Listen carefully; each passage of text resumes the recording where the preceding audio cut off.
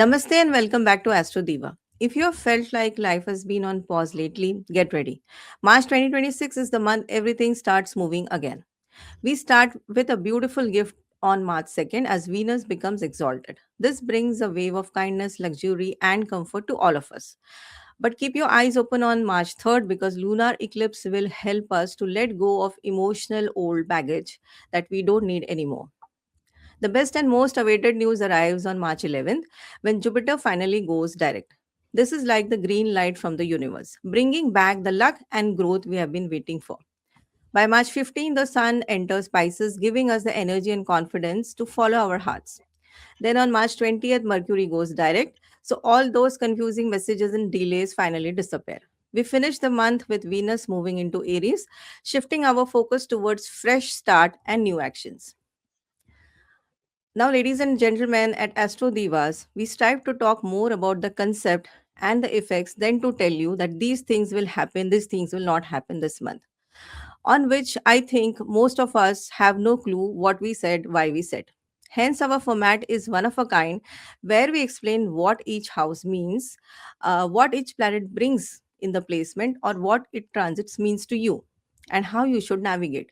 Hope you all appreciate the detailed format section. We read each comment and would be happy to incorporate any feedback that we receive. So, drop us a line if you feel or you like the format that we bring to you. Now let's look at the lunar eclipse for once. Now, this is the blood moon lunar eclipse on 3rd of March. This eclipse is visible for most part of the world. The entire eclipse will be visible over North and South America, Western Europe and Western Africa as well. Some parts of the eclipse will be visible from Europe, much of Asia, Australia and Africa, the Pacific, Atlantic and the Arctic and the Antarctica. So most of the world will be able to view this eclipse.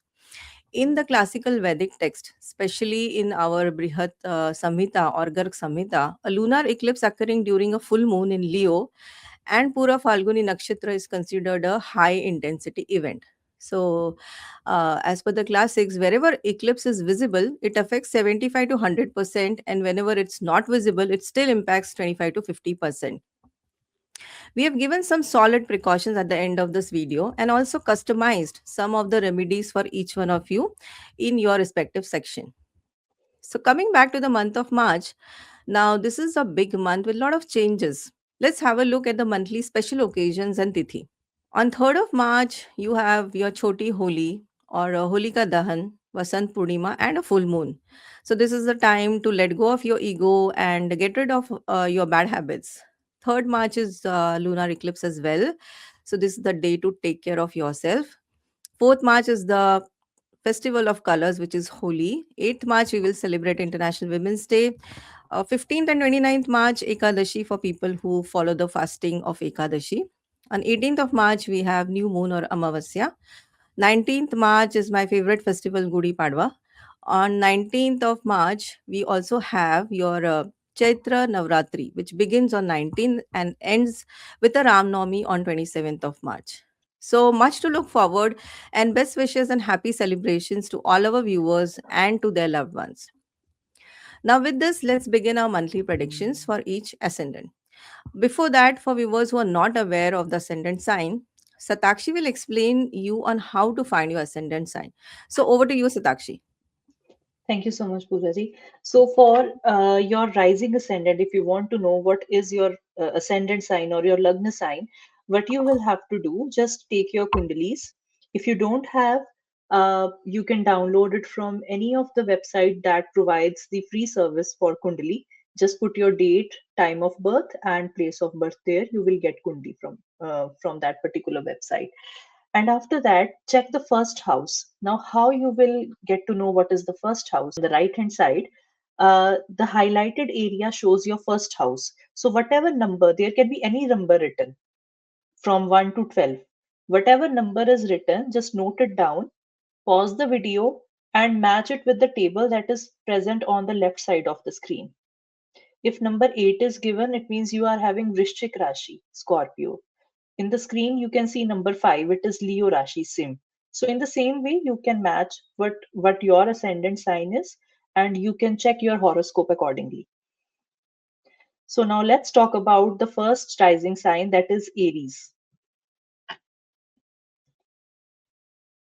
Okay, so for Aries rising sign, these are the dates.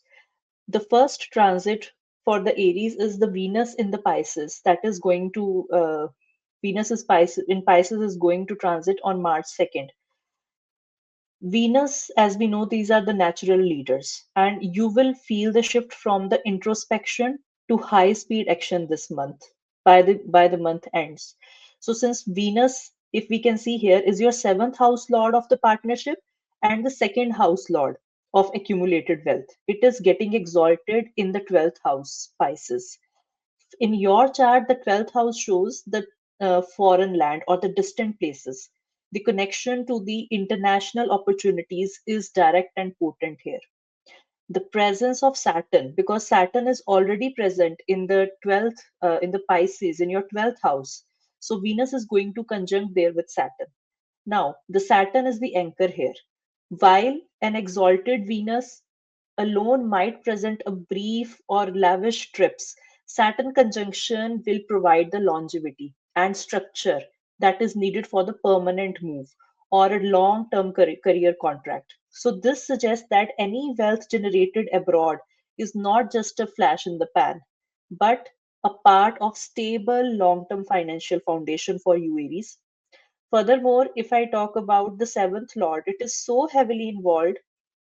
Venus is the seventh lord only, that your intuition about your spouse is spot on.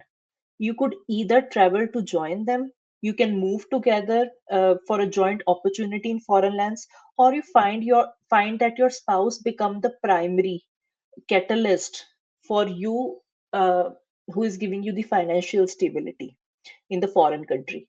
So, one thing more about this transit, while the gains is significant, don't forget that the 12th house that we are talking about, where all this thing is happening, is also the house of expenditures, right?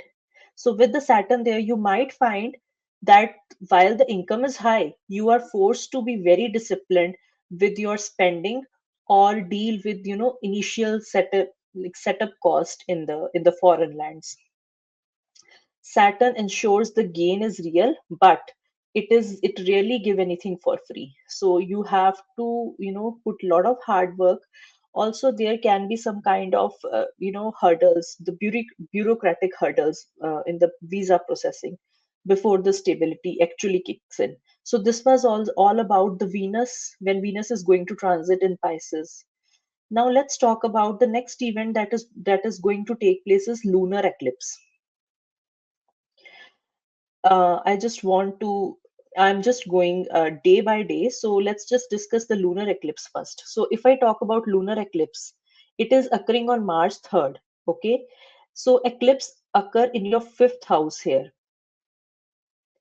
If we just check the fifth house is the house of your children. How the eclipse is occurring, the Ketu and the moon both are coming together and they are forming the eclipse. So this is the karmic clearing house. Since the fourth house lord means your mother, is eclipsed by the eighth house lord. Ketu is also the co-lord of eighth house, eighth sign, Scorpio sign. So you may feel there is a sudden emotional detachment or fated shift regarding your domestic life or your mother's health. Creativity and children. If I talk about these two things, because fifth house denotes creativity and children as well, expect a sudden ending and beginning here. You might abandon any old creative any project, sorry, to start something radically new or experience a significant milestone transition in your child's life at this particular time. If I talk about your home and mother, because the lord of these houses are meeting in the fifth house with your inner peace, and it also represents your mother. So for home and the mother, there may be hidden information or secrets it regarding your family property or your mother that may come to light. So it's the time to handle domestic matters with calm and patient mind.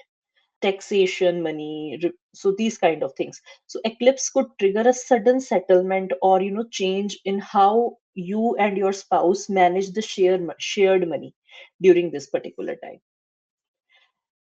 The ninth aspect falls on the 11th house of gains, where already four planets are sitting.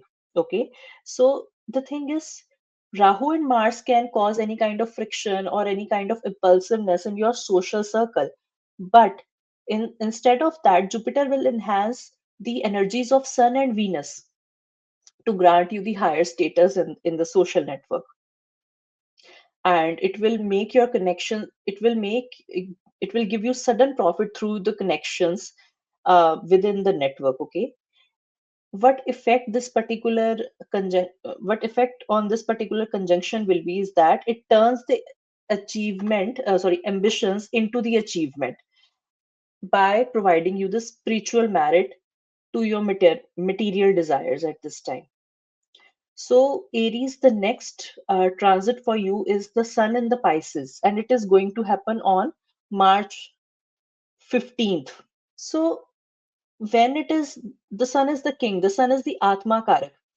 And when it's going to join the conjunction, which is already very powerful because Venus is exalted there and Saturn is in 12th house already sitting, it creates a stellium and it activates almost every major area of your life.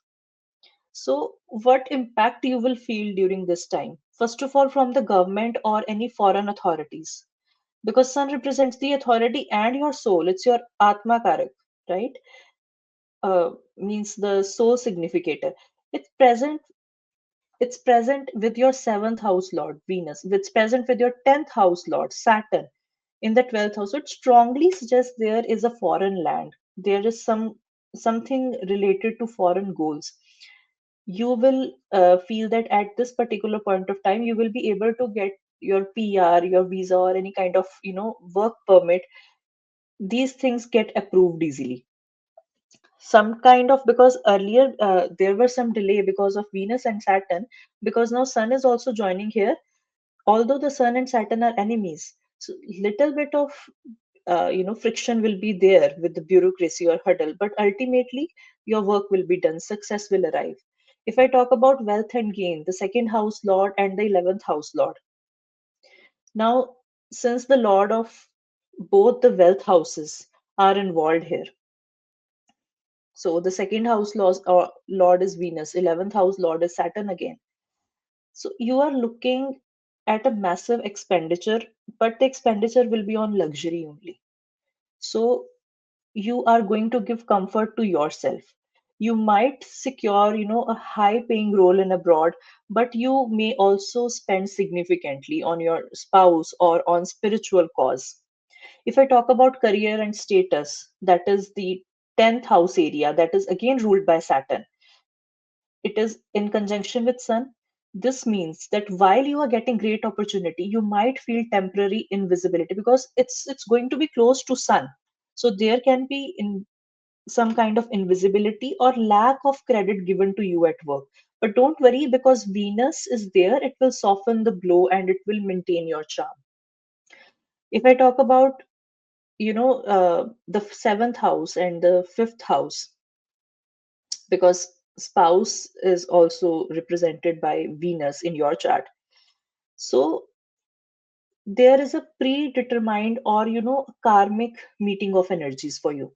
If you travel with your spouse, it will feel like this is the fated move. This was meant to happen. Your spouse will also see some kind of rise in their own status or career during this particular time, which is indirectly stabilizing your wealth. And now, because of this thing, this is the great foreign land master yoga that is going to be uh, that you guys are having with Venus, Saturn, and Sun in your 12th house. So you are not just going abroad for a trip, but you are going to establish your kingdom over there, because the fifth house represents intelligence to navigate, to move the second house and the seventh house Venus, and it will bring the resources and partner, and the 10th house Lord and the Saturn, it will bring the stability for long term. So all the best if you are thinking about the foreign settlement areas. This is the very good time for you. Rest depends if you are going through Venus, Saturn, or Sun Mahadasha, then it's great time for you. The next transit that we are going to talk about is the Mercury. Now Mercury is going direct on March. in the month of March on 21st. When Mercury is going direct, uh, in your 11th house, it is already now present with Rahu and Mars, right? So it function has more, powerful. It's a kind of trigger, but it's more powerful this time because Rahu will, it's like expansion. Rahu will emphasize on whatever in with whatever planet it's sitting, it will emphasize the effect of that particular planet. So the third house shows the effort. The Mercury is the lord of third house, the lord of sixth house, daily work, your health, competition. Because it ruled both for Aries rising, this shift and the period of spinning of wheels, and it transforms your recent struggle into some kind of strategy that will give you massive gains. Because Mercury and Mars and Rahu in the house of liquid gains, your third house energy, it become highly innovative. You will become courageous during this time. You are going to take a bold action. You are not going to stop. Some kind of technical risk you can take because of the involvement of Rahu here. Communication or business venture that are, they are going to pay you off finally this time. Simultaneously, if I talk about the impact of sixth house, it influences it. It ensures that any lingering disputes at workplace or any kind of competition or any health hurdles will be resolved during this time. And this also creates a victory yoga, and where the personal, the Mars is giving you that kind of drive to win over the enemies, and the hunger for the success that is given by Rahu, and the direct communicate the because the Mercury is going to be direct now. You will be, communicating directly, and your words have that power at workplace. It will align to settle any kind of old debts, secure, and you will be getting secure and stable during this time. It is the time to get high positions in the social network, at the workplace as well. Okay.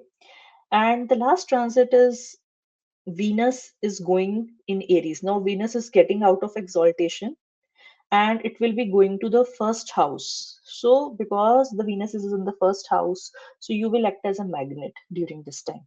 Okay. Everybody is going to give you attention. Your charm is at all time high, and you are perfect for makeover during this time. It's also possible that if you're single, you can start any new romance. So reset will cover that. Rest we will cover in the weekly. But yeah, this is going to be very wonderful, time for you, Aries. Okay, so all the best to Aries. But before that, we are going to discuss your indicators. For personal, the first half of the March is introspective, and you're processing some deep emotions during this time, and you are letting go of any of your old version of yourself. If I talk about love, Venus will be in your 12th house, and it will bring, dreamy or secret quality of romance in your characteristics. When Venus will go to Aries, at that point you will get that magnetism or charm in your personality. If I talk about career, lunar eclipse, it force you to clean up your daily routines. Efficiency is the key during this time. And success will come, but it will come through finishing the old task rather than starting the new one. Okay, so before starting any new one, just take a pause and first of all think that what are the old things that you are neglecting during this time. If I talk about your health, watch for some mysterious fatigue early in this month. The remedy is to prioritize sleep, and hydration is must. So use this transit to start a new high energy fitness routine. And if I talk about your social life, you may prefer smaller circle with low key hangouts until the Sun and Venus move into your sign late in this month. And let's look how it is going to be for personal. It's medium, money and career it's high, social is medium, love is high again, health is again low. So focus on your health. And the remedies that I want to give you is practice 10 minutes of silent meditation during this period when the Venus is exalted, so that you can manage the noise in your subconscious. And the other very important remedy, that is for lunar eclipse. Chant Gayatri Mantra 108 times. And after the eclipse, donate masoor dal, that is known as red lentils or copper items, to temples, to pacify the Mars Saturn intensity during that time. So that was all about Aries. Let's move to the next rising sign now, that is Taurus. Welcome to all the Taurus rising. March is a game changer for you. While the rest of the world is caught in a storm, your life is getting major upgrade. But here's the secret. The blessings are coming in stages. So first your heart opens, then your bank account, and finally your logic returns. Now let's break it down your monthly roadmap. For Taurus rising natives, Venus is your Lagan Lord, ruler of your first house, yourself, and also the sixth Lord, the ruler of your health, daily routine, and obstacles. And now you're moving into the 11th house. Now, 11th house is the house for social and financial landscape. It is also the house of gain, social circle, friends, and elder siblings. So, what does that mean for you? So, you yourself going to the 11th house, the transit marks a period where you personally feel more magnetic and inspired. The changes you move from the career focused intensity of the 10th house into the more social celebratory phase. Expect a boost in your personal charm and desire to connect with like minded dreamers. Now, Venus means luxury and it means Saturn structure in the 11th house. So, if you can look at the chart we are showing, Saturn is already there in your 11th house. So when your ruler Venus joins Saturn, it's a business meets pleasure kind of scenario. There will be impact on your career and professional life. Recognition will come for all the past efforts because Saturn has been grinding in your 11th house, so perhaps making your professional growth feel slow or restricted. But now, when Venus, your ruler, arrives, it acts as a reward mechanism. So, projects you have labored over under Saturn's watch finally receives the grace or funding they need. You're likely to become much more influential in your professional circle as well. People will seek your advice, and your ability to mediate conflicts will make you an asset in the team environment. You might formalize a friendship into business partnership or find that your social circle is more quality over quantity.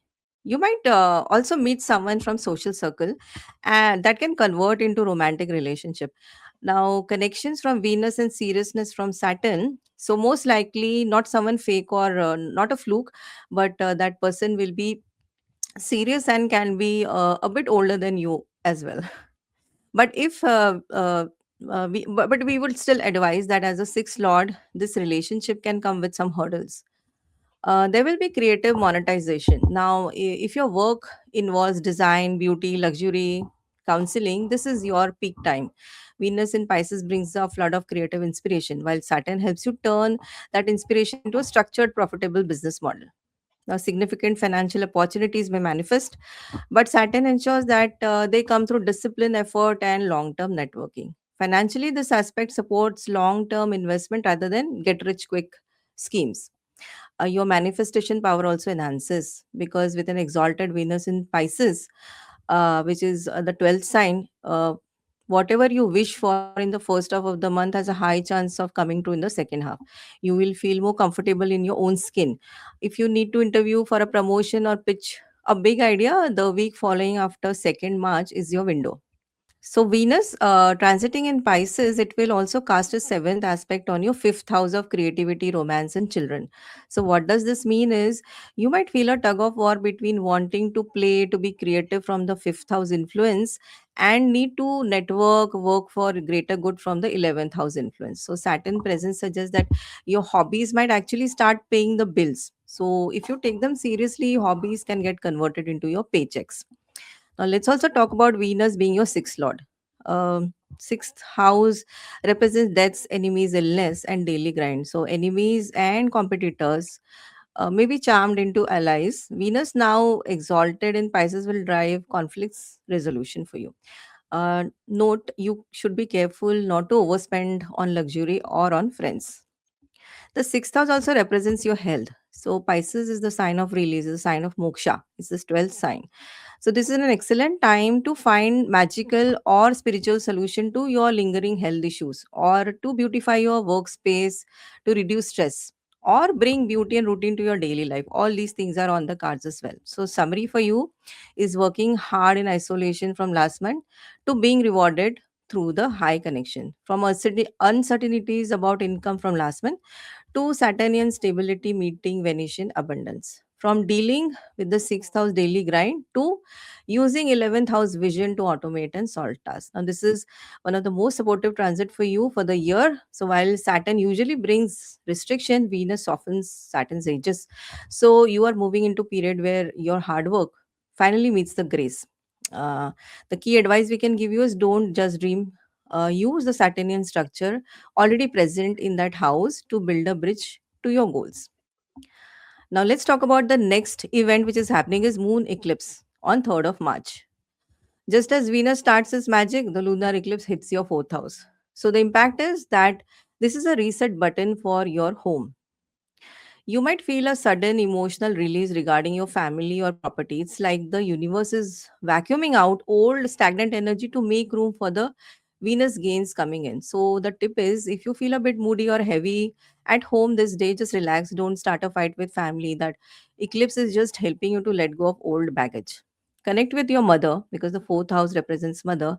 Simply being present or helping your mother without expecting anything in return will heal the 4th house energy. Meditate on your roots as well. Since Ketu is involved here, Ketu is already present, means Ketu is occupying the house where moon is getting eclipsed. So look inward, meditate on your childhood or home environment. Ask yourself, what is that emotional habit am I ready to leave behind? Don't start your property deals in this phase because the 4th house deals with property. Do not sign paper or look at new homes or don't start any renovation during this week. Avoid travel and logistics also because as third lord, third house represents short travel. Avoid unnecessary driving or booking tickets today. Don't pick a fight with your siblings as well. So Taurus on March 3rd, the stars are asking you to go within. Your home, your intellect, and your peace of mind are under temporary shadow. So do not fix, do not fight, do not sign. Stay quiet, stay hydrated, and let the old emotional clutter leave your house so that when sun rises, your heart feels lighter again. Let's move to the next big change.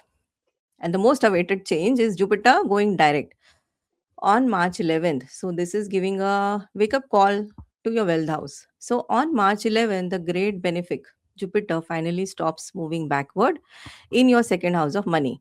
So the impact is there. This is purely about bank balance. So if your income felt stuck or your saving were draining since last year, the tap finally turns back. You start seeing the actual cash value of your efforts. So this is the day the financial fog starts to lift. It's a great time to replan your budget for the rest of the year. Jupiter is not just going direct, but also moving towards his exaltation in Cancer zodiac from Gemini. So Jupiter is gaining speed and ready to exude its power as a guru, as a big benefit. Now we will take 2 minutes more here to explain the real impact it can make on your daily lives. So because Jupiter acts as a divine auditor. So for Taurus rising, Jupiter rules your 11th house of gains, 8th house of transformation. So when it goes direct in second house of wealth, it starts sending positive rays to the most of the intense part of your chart. Jupiter has three aspects other than where it is placed. So let's break it down. Jupiter's ninth aspect is the purest and strongest aspect, falling onto your 10th house of career. And it is creating a safety net for you. So while Aquarius stellium in 10th, you can see four planets here: Mars, Sun, Rahu, Mercury. Now, this all is creating a high voltage drama and potential conflict at your workplace. But now Jupiter aspect acts like a protector. Till Jupiter was retro, Rahu was the one who was in the front seat and driving your 10th house. But now Hmm. Jupiter being direct, Jupiter is the one now controlling and Rahu has to take a back seat. And so it prevents Mars Rahu explosion from ruining your reputation at work. So if there is a crisis at work, Jupiter gaze now ensures you come out of it looking like a wise problem solver rather than the aggressor. So it turns workplace stress into professional growth. Secondly, it brings financial back pay and recovery as currently placed in the second house. Jupiter has been retrograde in the house of earned income. So perhaps causing delays or payments or confusion about your worth. Now on 11th, this blockage of the cash flow dissolves. This is the moment where money stuck in the system finally hits your bank account. Jupiter's fifth aspect is on your sixth house. Now, this will bring victory over the office politics. Sixth house rules your daily routine, colleagues, health, debts, and hidden enemies. Now, Jupiter fifth aspect here gives you the upper hand in legal matter or workplace competition. If someone has been trying to undermine you while Mars is hitting up your career house, Jupiter going direct exposes them now and protects your position. So it's a silent victory over those who oppose you at office work, at office place. Now, Jupiter seventh aspect is on your eighth house. So it will be solving the unknown. Why? Because eighth house deals with sudden changes, the unknown, taxes, hidden things, shared resources. Since Jupiter rules your eighth house, its direct motion helps settle messy financial situation like insurance claim, inheritance, or tax filing. So if you were worried about sudden expenses or a secret coming out at work, Jupiter provides a graceful exit or a favorable settlement. So out of all these, for Taurus rising, the most benefit impact that will hit the surface for first is the 10th aspect. So as soon as Jupiter goes direct, March 11, the tension at workplace will feel worth it. So this is the first thing that you will realize on March 11, that the tension at work is really taken care, and Jupiter is the fire extinguisher for you right now. So the immediate result you will be able to see, and drop us a line if this happens. Please come back to this video and do let us know. Now the next transit for you is Sun, your Atmakarka, your fourth house lord. Sun is entering Pisces on March 15 and gives you the power boost.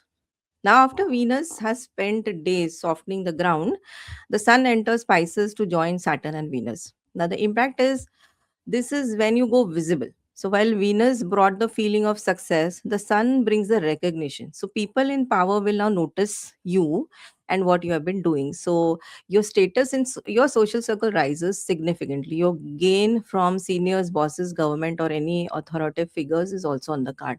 So this is the stage moment for you. So if you have any big presentation or want to launch a community project, this is the window. After March 15th is the perfect time, because you need the power and visibility that the sun will add or bring. Now, energy, fame from Sun, discipline and structure from Saturn, and beauty and grace from Venus makes you a star in your social standing. Sun will also aspect fifth house from the 11th. So, Sun is your fourth lord, which represents mother, parental care, and is now looking at your fifth house of children. So, the shift is that you will feel strong urge to take care of your children, maybe education or their discipline. So, you will focus on long term security and building a solid foundation for them rather than just temporary happiness. So, expect some solid activities around the area of your life. Saturn plus Sun aspecting together can streamline things for your kids at home, and Venus will see that the process is not that hard for them. Now, let's also touch base with Ketu, already occupying your fourth house. You may feel a strange sense of detachment from your physical home or family. So, you might feel like I have these comforts, but they don't fulfill me. So, the Sun in the 11th helps you find the fulfillment through community or through friendships instead at home. For people going through Sadesati, Sun will combust Saturn for a while and you get a window with some relaxation until Sun moves into Aries by mid of April. The next very big important change this month is Mercury going direct. Thank God. Mercury is our logic, which returns. So finally, on March 20th, Mercury stops its retrograde motion. So the impact is, for the last 3 weeks, you might have felt like brain was lagging. After the 20th, your communication, your gadgets, your daily schedule suddenly snap back into place. So let's talk a bit about it.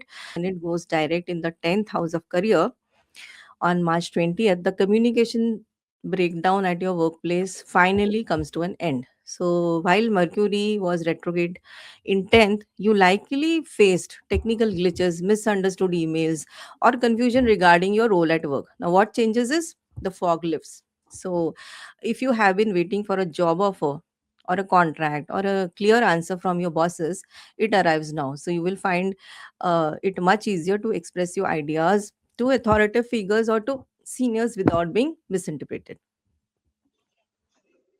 As your second Lord Mercury goes direct, second house represents wealth, savings. So Mercury's direct motion impacts like a bank finally processing a pending transaction. So remember, Jupiter is already gone direct here on March 11th, and now Mercury boosts the second house themes as well.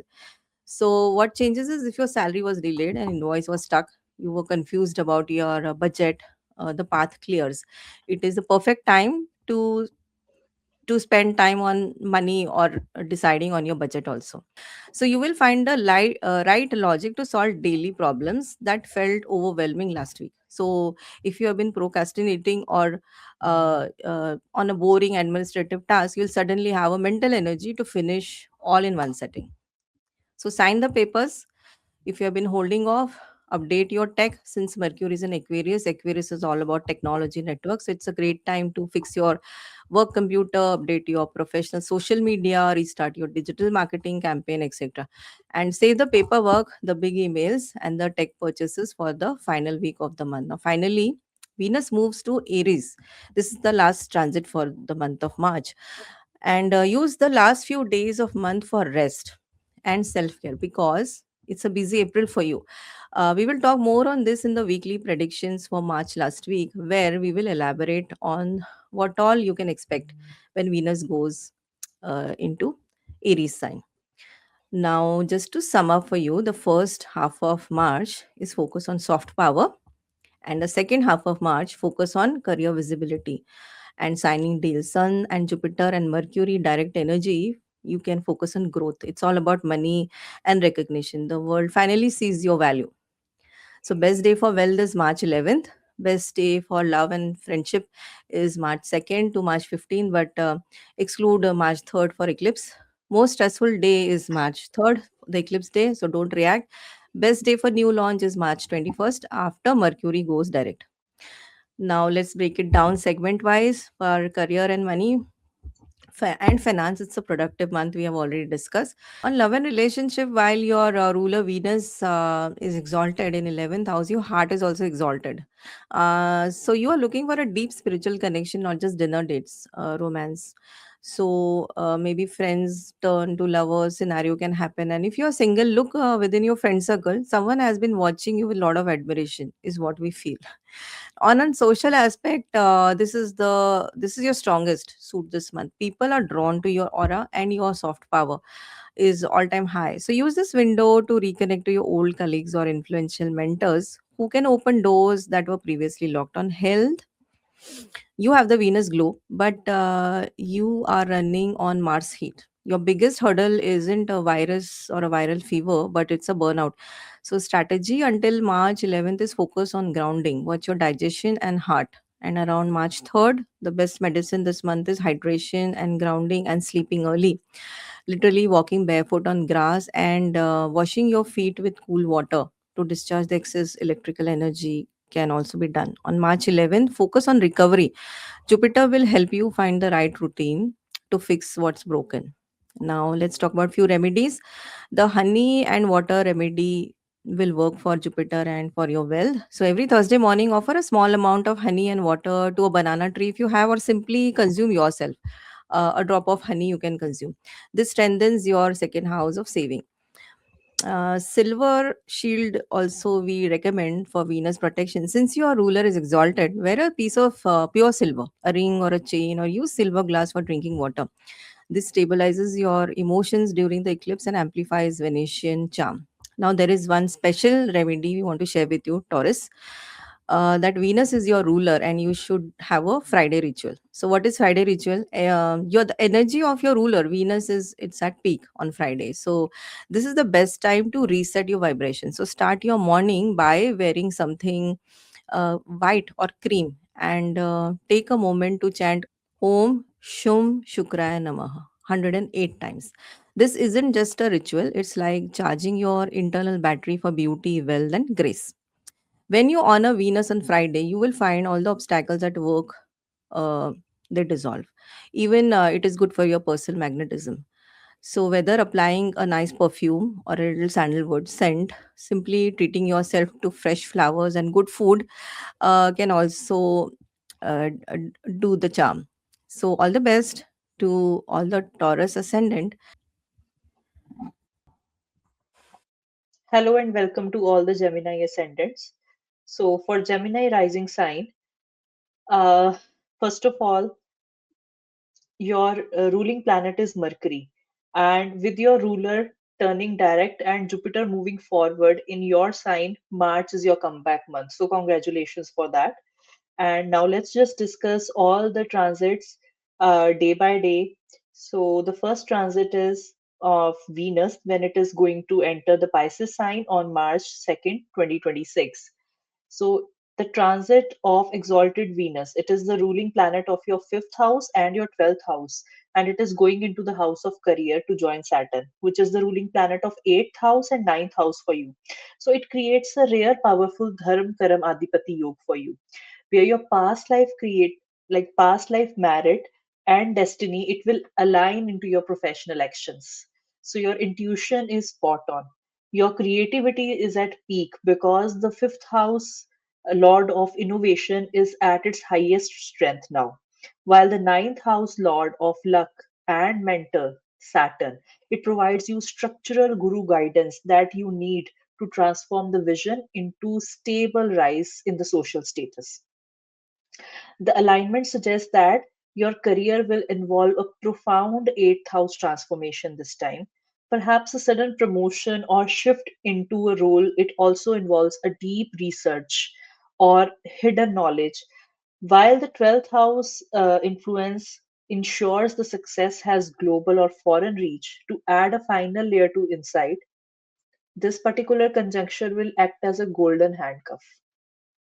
While you will experience the immense fame and creative satisfaction, Saturn ensures that you earn it through discipline and making this period a very professional. Your reputation becomes anchored in both artistic brilliance and undeniable authority.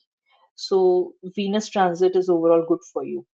If I talk about the lunar eclipse that is going to happen on March 3rd, 2026. It's highly sensitive karmic event because it occurs on your third house, where Leo Rashi falls. When the second house lord, which is Moon, so it's wealth. It shows wealth in your chart. It's eclipsed by the presence of the sixth house lord. It is the co-ruler of sixth house along with Mars. Health of your younger sibling at this particular time or your mother, because moon is also involved. It's a natural, mother in your natural zodiac, and your wealth lord here could be a point of concern, potentially leading to sudden expenditures or dip into your accumulated savings. Because the second house of speech is involved, you must be extremely careful with your words. Any impulsive or fiery argument, like due to the aspect of Mars, Rahu, Sun, Mercury cluster in the ninth house, it could cause a long term rift in the close relationship or in professional circle. Okay, so while there is a risk of financial loss or hidden health issue suffering, the aspect from ninth house where the four powerful planets are sitting, it suggests that rel- that rely on the strategic silence this time, and also rely on expert advice, because Mercury Jupiter influence, it can navigate this crisis. This eclipse is essentially a stress test for you, Gemini ascendants, and for your stability, of course. It also forces you to protect your health, your wealth, by cutting out any kind of unnecessary risks and managing family responsibility with your cool head. I want to give you a quick tip here with this particular eclipse. Since the moon is your wealth lord and it is being eclipsed, avoid making any major bank transfers or signing any financial contract on the day of eclipse itself. Wait for the energy to clear. If I talk about the next transit, that is Jupiter going direct on March 11th, it's huge. Your professional growth, your confidence, your luck expand. The stuck that you are feeling for past few months, it will evaporate now.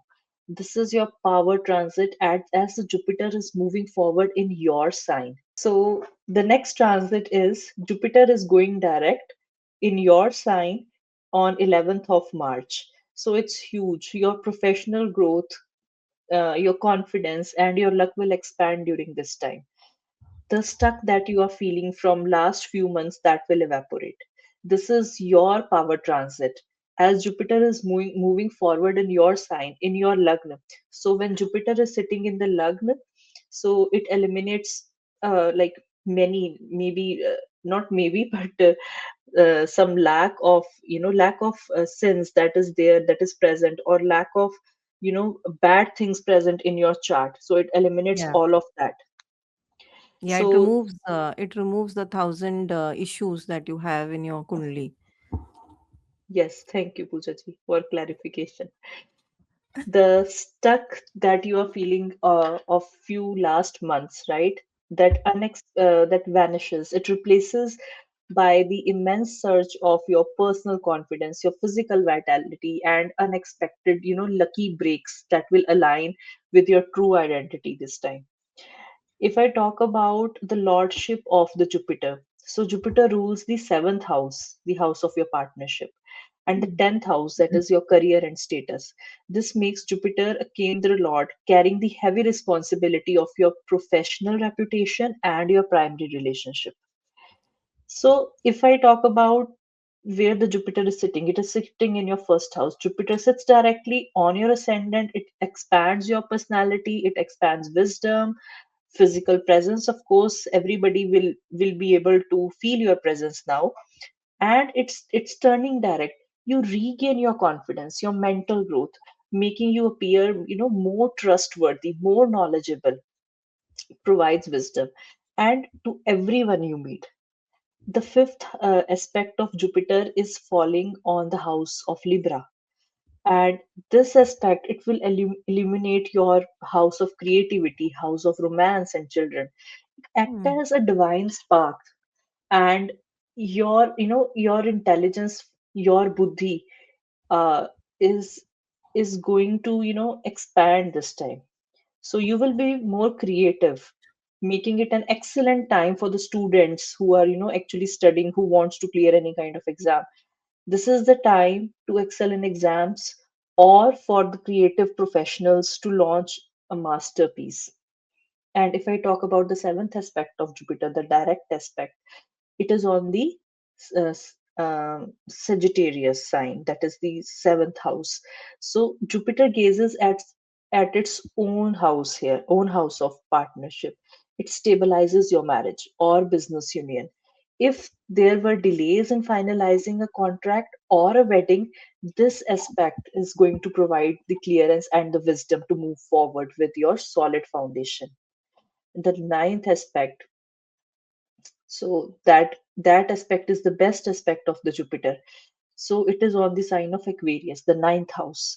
It look at the house of fortune for you, and the higher wisdom. So when these planets sitting over there in Aquarius, uh, when the Jupiter is, looking or aspecting the conjunction of Rahu, Mars, Sun over there, and Mercury is also there, you might feel overwhelmed. Two big ideas are coming into your mind, and there may be many travel plans. So Jupiter aspect filter this particular chaos, and helping you choose, one dharmic path that will lead you to a long term success. And this, but if you are going on any kind of journey which is spiritual, it is, going to give you gains at the end of the day. So it protects your reputation, it ensures that the partnership, the seventh lord, it thrives through the shared philosophical goals.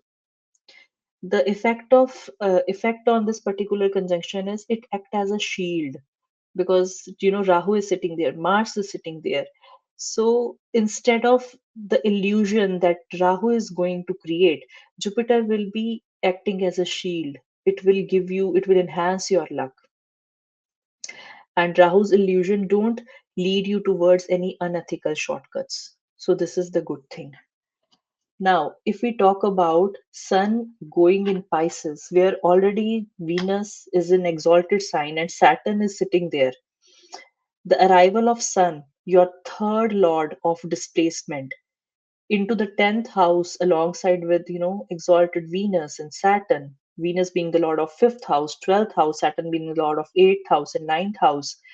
It confirms a period of high status movement where the business trip or the professional relocation act as a catalyst for your royal rise in the status. There may be some kind of relocation or any kind of business trip, okay? Your intuition about the expenditure will be right this time because Venus in the 12th, Venus ruling the 12th house of loss, you may spend heavily on luxury or travel comfort, but Saturn's present in the as a ninth house lord over there, it ensures that there is an investment in your long term luck and stability rather than a waste. So while Sun brings the spotlight and authority to your career, Saturn provides the discipline to ensure that your creative mastery, that is your Venus, is recognized by the high level mentors, your one ups, your two ups, directors maybe, you know. So this particular transit essentially tells you that moving to grow in your theme for like at your pace and at while you are using your creativity for late March, and while it requires the effort and money, it is going to result, it is going to boost your public image and your authority. Both will be growing substantially and it will be enduring for you. The next transit is Mercury, that is going direct on 21st. Mercury is going direct on sorry, on 20th, and on 20th, when it is going direct, so it is it is going to be a good time period for you, because during this time the energies of Mars and Rahu, these two particular planets are having more impact in the sign of Aquarius. But now because the Mercury is going direct, so it is going to become powerful now.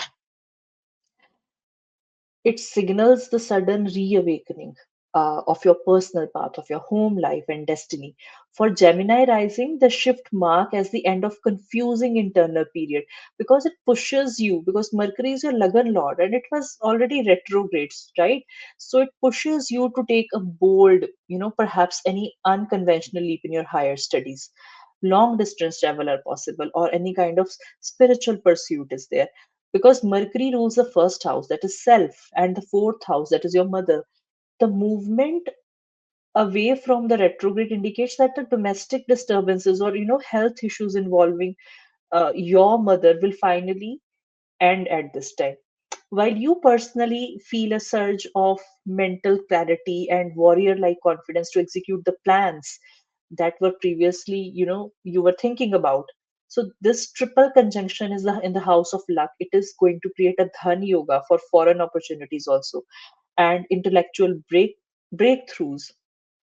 However, with the fiery combination of Mars and Rahu, the key is to channel this direct motion into strategic action, rather than any impulsive argument.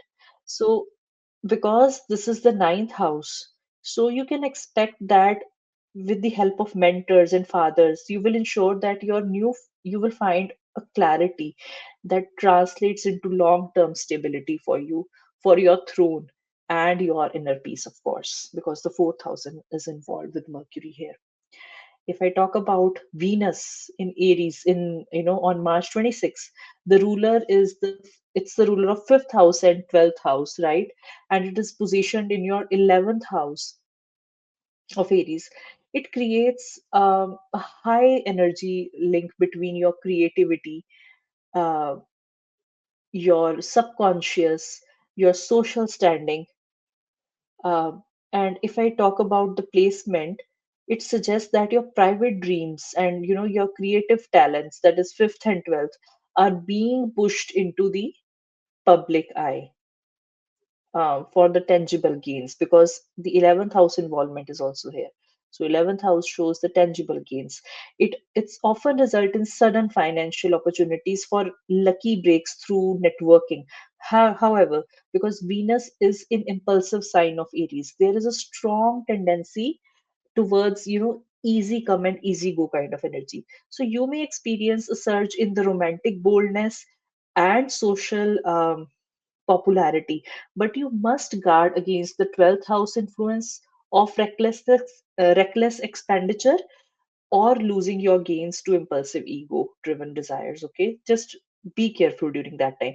Rest we will discuss during the weekly horoscope, so stay tuned for that. Come back to our channel for the weekly horoscope as well. If I talk about the indicators, how this particular month will be for you in the terms of indicators. So, at personal front, Jupiter going direct on March 11th in your sign is a turning point of the year. So, your confidence and sense of purpose is a skyrocket. And if I talk about a love relationship, uh, it will become it like relationship benefit from the better communication, as you all know, any kind of relationship. If there were rocky the relationships were not going good previously because of your communication, so the air clears and you will feel more playful and in sync with your partner now. For career, the sun is in the Pisces. It puts you in the professional spotlight now. It is good time, it is excellent time for your visibility, but the lunar eclipse might feel letting go of the creative projects that has reached its end. So it's okay. Sometimes when we are going to start something new, we have to end something old. If I talk about your health, mental stress from overthinking is the main hurdle this time. So the remedy will be practice digital detoxing on the weekends, and it will help you keep your mind sharp, keep your mind calm. Sorry. If I talk about social, your network expands rapidly this month, and reconnect with the mentors or friend you lost touch during the retrograde. So I want to give two remedies here. Write down the major goals. This is the first remedy. Write down the major goals on March 11th to align with the Jupiter forward motion in your sign. And the second remedy is chant Om Som Somyai Namah. It will stabilize the mood. Donate green moong dal and a white silk cloth to the elderly person or priest to balance the Mercury and Venus. So if we look at the indicators, personal is high, career and money high, social again high, love and health is going to be medium for you. All the best for Gemini rising. Let's move to the next rising sign now. Namaste, Cancer Rising. If you have been feeling like you are carrying the weight of the world, March is here to help you shed that skin.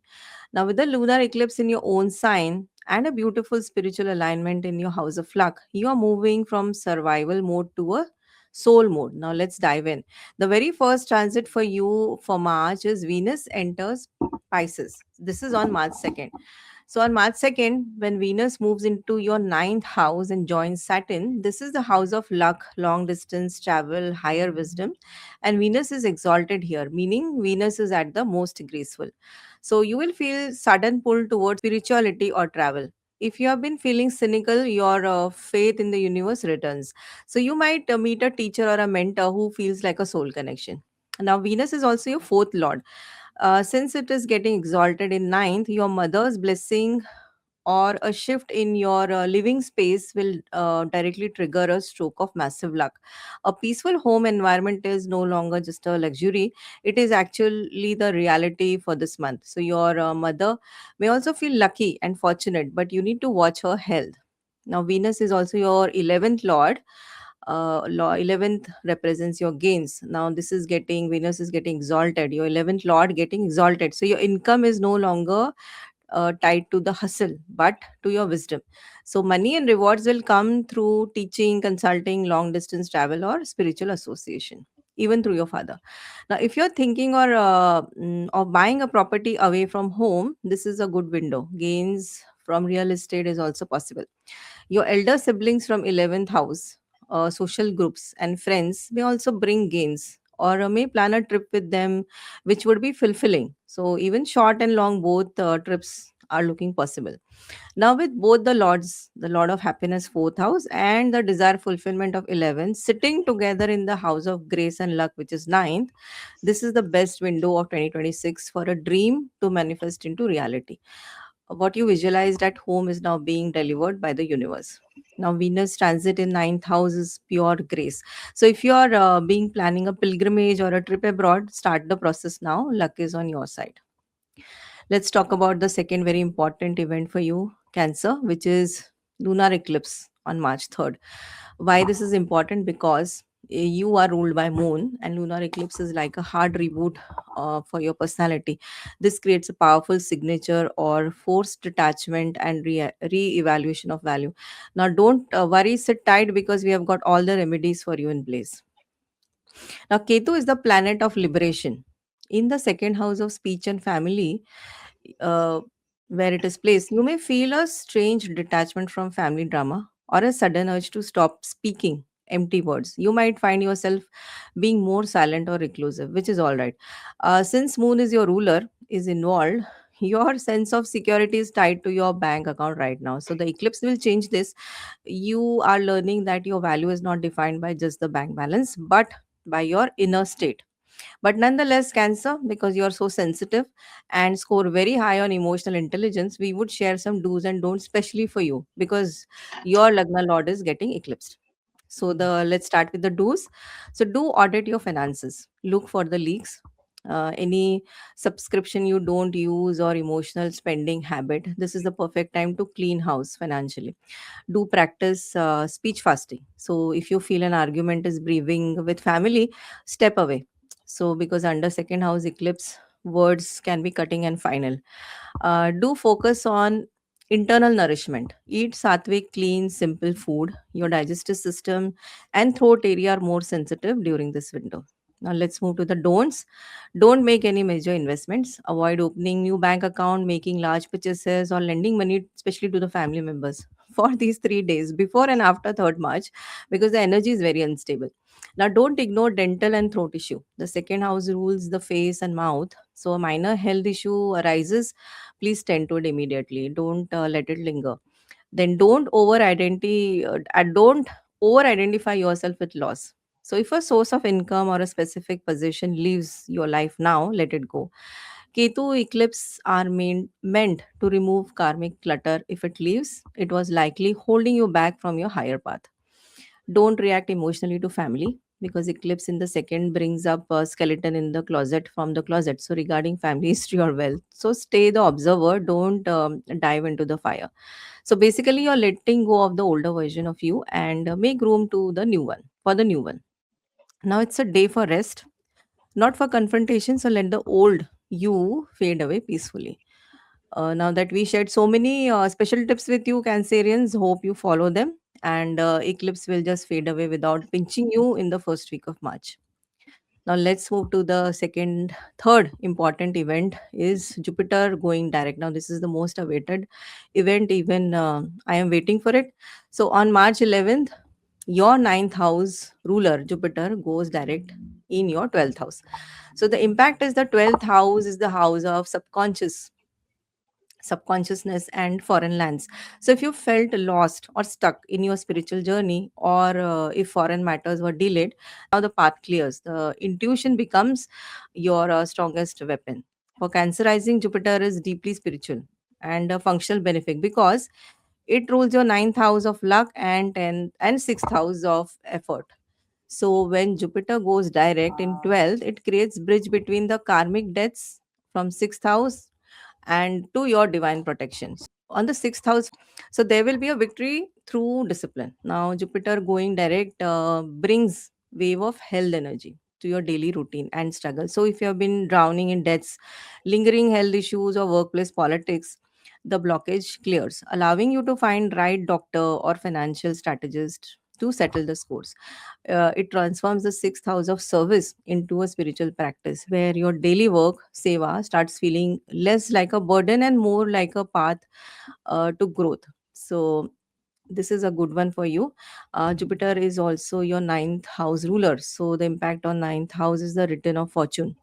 The ninth house is your bhagya, luck, house in Jupiter, direct motion is like universe finally saying yes after a very long period. So your relationship with your father or a mentor stabilizes, and any stalled plans for higher education, long distance foreign travel suddenly find their momentum. So this moment shifts your life philosophy from confusing to clarity. So you stop questioning your path and start experiencing the fortune. The tip for you is your inner voice gets louder and more accurate now, Cancerians. So trust your gut feelings more than your logic after the 10th of March. Let's look at Jupiter's aspect now. Jupiter's placement, and Jupiter has three aspects, so let's talk about it. Jupiter is placed in 12th. It's a house of subconsciousness and dreams. So anxiety ends here. Your intuitions become 100% accurate. So pay due respect to your gut feelings. And the fifth aspect is on the fourth house, which is a house of home and mother. So heart healing is in place. So peace returns to your home. Excellent for property matters of family bonding. After moon eclipse disturbance, Jupiter will bring peace here. The seventh aspect is on the sixth house. The sixth house represents enemies and hell. So victory over debt. You find the discipline to clear debts or right cure for your health issues. The ninth and the purest, strongest aspect is on the eighth house. Eighth house represents sudden changes. So Jupiter will work on crisis management for you. So Jupiter sanitizes the Mars Rahu fire in your eighth house. So no further sudden shocks for you. Now, after March 11th, stop looking at the storm from outside and listen to the voice inside. Your luck this month isn't coming from hard work, it's coming from your own intuition and your ability to stay calm because the divine has your back. Now, the next transit is Sun is entering Pisces on 15th of March. Now, after Venus has softened your path for 2 weeks, Sun enters Pisces on the 15th and joins Saturn and Venus. So, the impact is now your spiritual growth or your travel plan becomes visible. You get recognized for your wisdom or your principles. So, if you are a student or a teacher, this is your time to shine. The financial windfalls from abroad or education is also on the card. So, since your second Lord Sun is in the ninth house of money, money will come through sources far away or through teaching, publishing, legal settlements. However, with Venus and Saturn, both there, these gains aren't easy money. So they are the result of specialized knowledge or a long term plan. Father and authority figures are also on the cards. Sun and Saturn together often highlights the relationship dynamics. So you may find yourself having to take on more responsibility or for a father or father figure, perhaps receiving a serious inheritance or gift that comes with a strings attached. You may also travel for a pilgrimage or a trip that changes your fundamental worldview. So you might travel for a religious ceremony or a high level training or to resolve family matter abroad. You may feel sudden urge to speak your truth. Why? Because second Lord Sun, regarding your belief, you will have no patience for superficial philosophies. So you want a belief system that actually works in real world. However, because the Sun's original home, the second house, is currently occupied by Ketu. So if you look into the chart, Ketu Maharaj is already there. So your speech might be little blunt or detached or even cutting. So next point that we want to share with you is you might invest significantly amount of money into your master's degree or higher education, any certification, because Saturn promises that it will stabilize your career for the next decade. For ninth house, Sun will now aspect third house because Sun from ninth will give its seventh drishti along with exalted Venus and Saturn. So you may suddenly decide to formalize a hobby or a skill like writing, coding, or craft into professional offering. The Sun gives you the confidence to publish or speak, while Saturn demands that your message be technically perfect and structured. So you may find yourself playing the role of wise counselor to the or a financial benefactor for your sibling as well. Now, Sun being a second house lord, which is currently occupied by Ketu. So even if your bank balance is increasing, you may feel indifferent and pay more focus on your own higher path, which is good for you, Cancer. Now, this is a great time to deal with elders, fathers, government, authority, and they will see you as a person of integrity. Now, this is summing up for the Sun. Now, the next important event and a very important event, Mercury goes direct on March 20th. Finally, on March 20th, the logic returns. Mercury stops its retrograde motion in your 8th house and the fog clears. Mercury going direct in 8th house, 8th house is of deep psyche. So with Mercury retrograde here, you were like face some ghosts or recurring anxiety. Now this will all end. Once it goes direct, your ability to articulate your fears improve. You find the logic of Mercury to explain the chaos. If you see Rahu and Mercury are there in your 8th house along with Mercury. Rahu and Mars is there in 8th house along with Mercury. Now, Mercury is your fourth lord as well. Fourth house means your home, peace, mother, domestic life, and property. So, while Mercury was retrograde, you likely felt displaced or misunderstood within your own home. So, communication with your mother may have been glitchy, or property deals might have stalled due to paperwork error. Now, the changes after March 20th, your mental peace returns. So, if you're looking to buy, sell, renovate the home, this is the right time. Most importantly, the emotional static at home clears up, making your living space feel like a sanctuary again instead of a place of confusion. The Mercury rules 12th house as well. 12th house is investment, foreign, subconsciousness, your sleep. So 12th house rules what is hidden or far away. As the 12th house lord goes direct, any stuck investment or confusion regarding foreign travel visas will start to move. 12th house will also bring intuition and your sleep pattern will improve. So, if you have been having restless nights or confusing dreams, your subconscious night settles down. Financially, if you were hesitant about investment or waiting for on funds from a foreign source, the green light appears. So, you move from feeling isolated to feeling connected.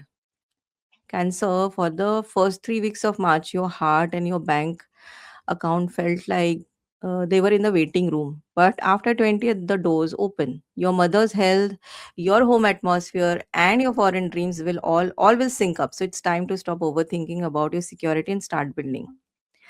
Now the final transit for you is Venus enters Aries on March 26th. Now you are more work focused. So your energy shifts from dreams to career. So more action in April. With Venus enter Aries on 26th, it moves into the 10th house of career and public image. So there will be professional charm. You will experience a glow up in your workplace where your diplomacy and creative ideas gains you sudden recognition of favor from your authoritative figures.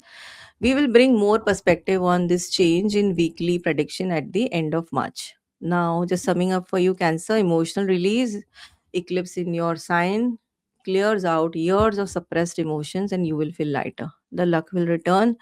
There will be a spiritual authority and there will be clarity on your travel plans, your long distance plan. The best dates for you, Cancer, is March 2nd, best for spiritual initiation or starting a trip. Don't travel on March 3rd, but March 11th is best for meditation and connecting with your intuition. March 21st is best for final decisions and signing the documents. Now, let's summarize life segments. Career and finance. Expect the unexpected. Money doesn't come from 9 to 5 grind this month. It comes through advices from elders, spiritual connections, or old investment. So, if you have been waiting on bonus or legal settlement, things move forward after March 11th. On personal, um, after March 3rd is, March 3rd is your deep clean. So, after March 3rd is when, you feel better.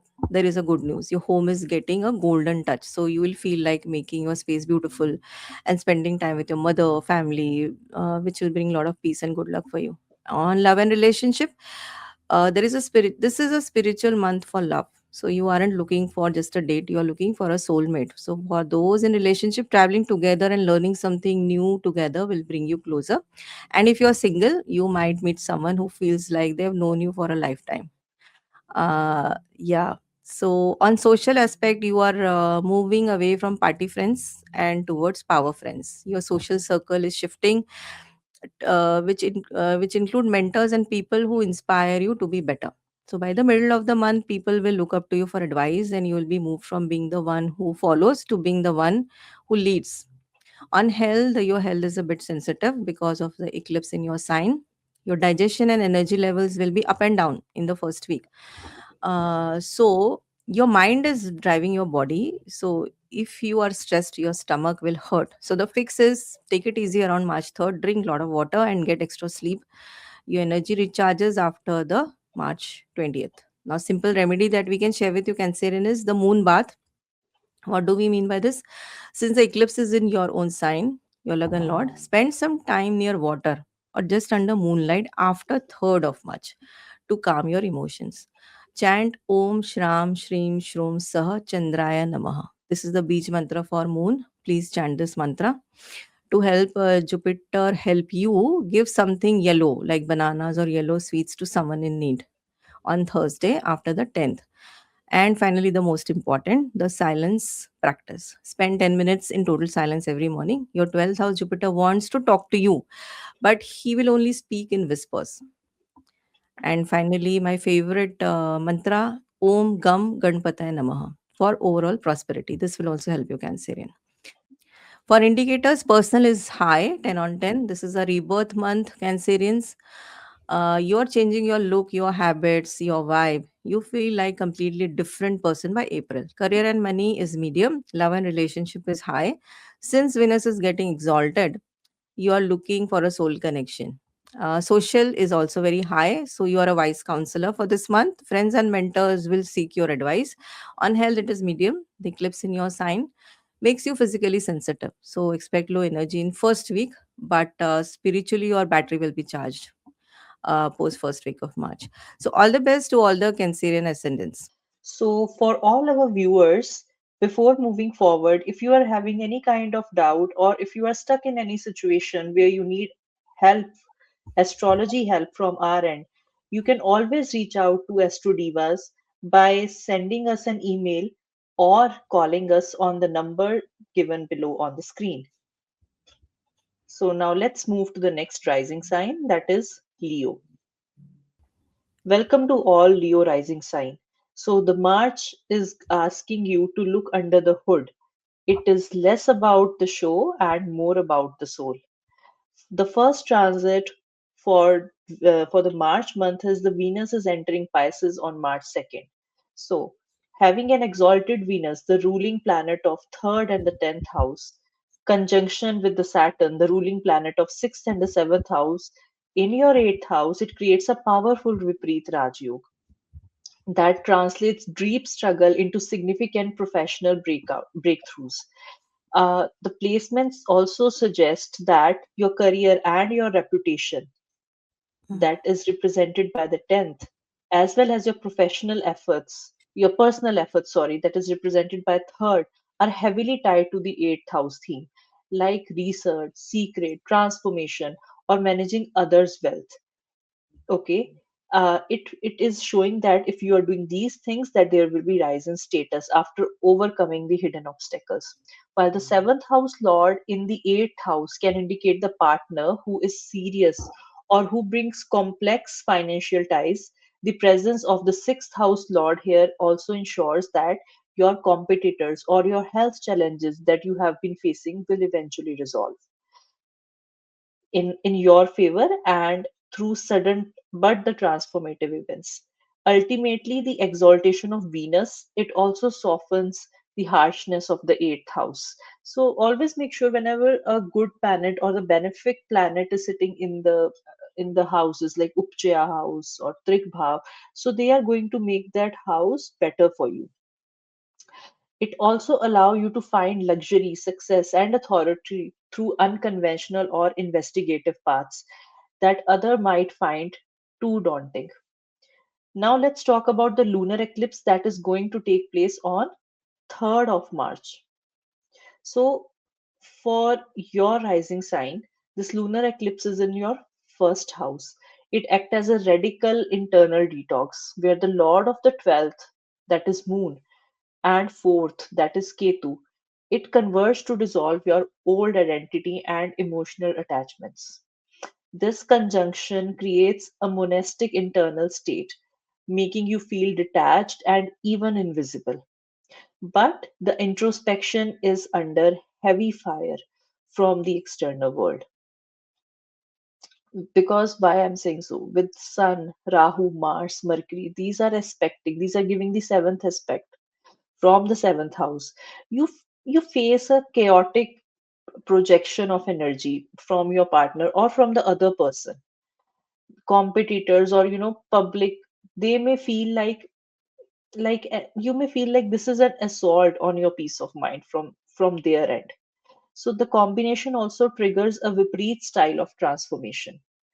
While you may also feel emotionally drained or physically exalted by the intense heat of these aspects by all these planets, the purpose is to burn away the false pride during this time and dependency.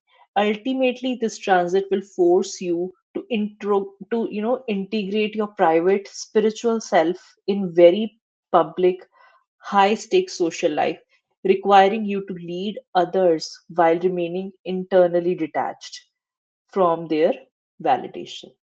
So all the best. So what I would suggest, because first house is you yourself, expect a sudden change on how you see yourself or how you want the world to see you. So if you want yourself, like if you want the world to see you in some specific way, you have to transform in that way. Okay. The 12th house connection is also there. It is bringing the energy in the first house of self. So expenditure is coming in Lagna. So you may feel like giving away too much energy, or you need to disappear during this time. You need to recharge yourself during this time. And the fourth house connection is also there, that is made with Ketu. So issues regarding your home, mother, your inner peace, they may reach a boiling point. It is going to push you to let go the old family patterns this time, Leos. So you have to look into this as well. And the seventh house attack, where all the planets are sitting, most of the planets are sitting during this time. And basically, the Mars and Rahu, it adds a layer of irritation and urgency. But the others maybe like they are particularly demanding, and they are in confrontation mode. They will force you to defend your boundaries while you are trying to find your inner zen this time. So this is little bit challenging for you. But don't worry, we will give remedy as well, so you can practice that. The next transit is Jupiter when it is going direct on 11th of March. So there is a big relief.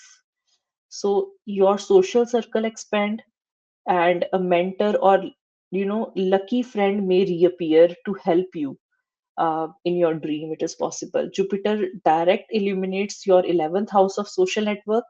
If you have felt isolated or unsupported, the door to influential circles and supportive friendships swings wide open now. Your long term dreams receive a massive boost through a who connection kind of thing.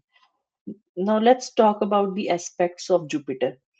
So the fifth aspect will be on the cluster, uh, that is your seventh house.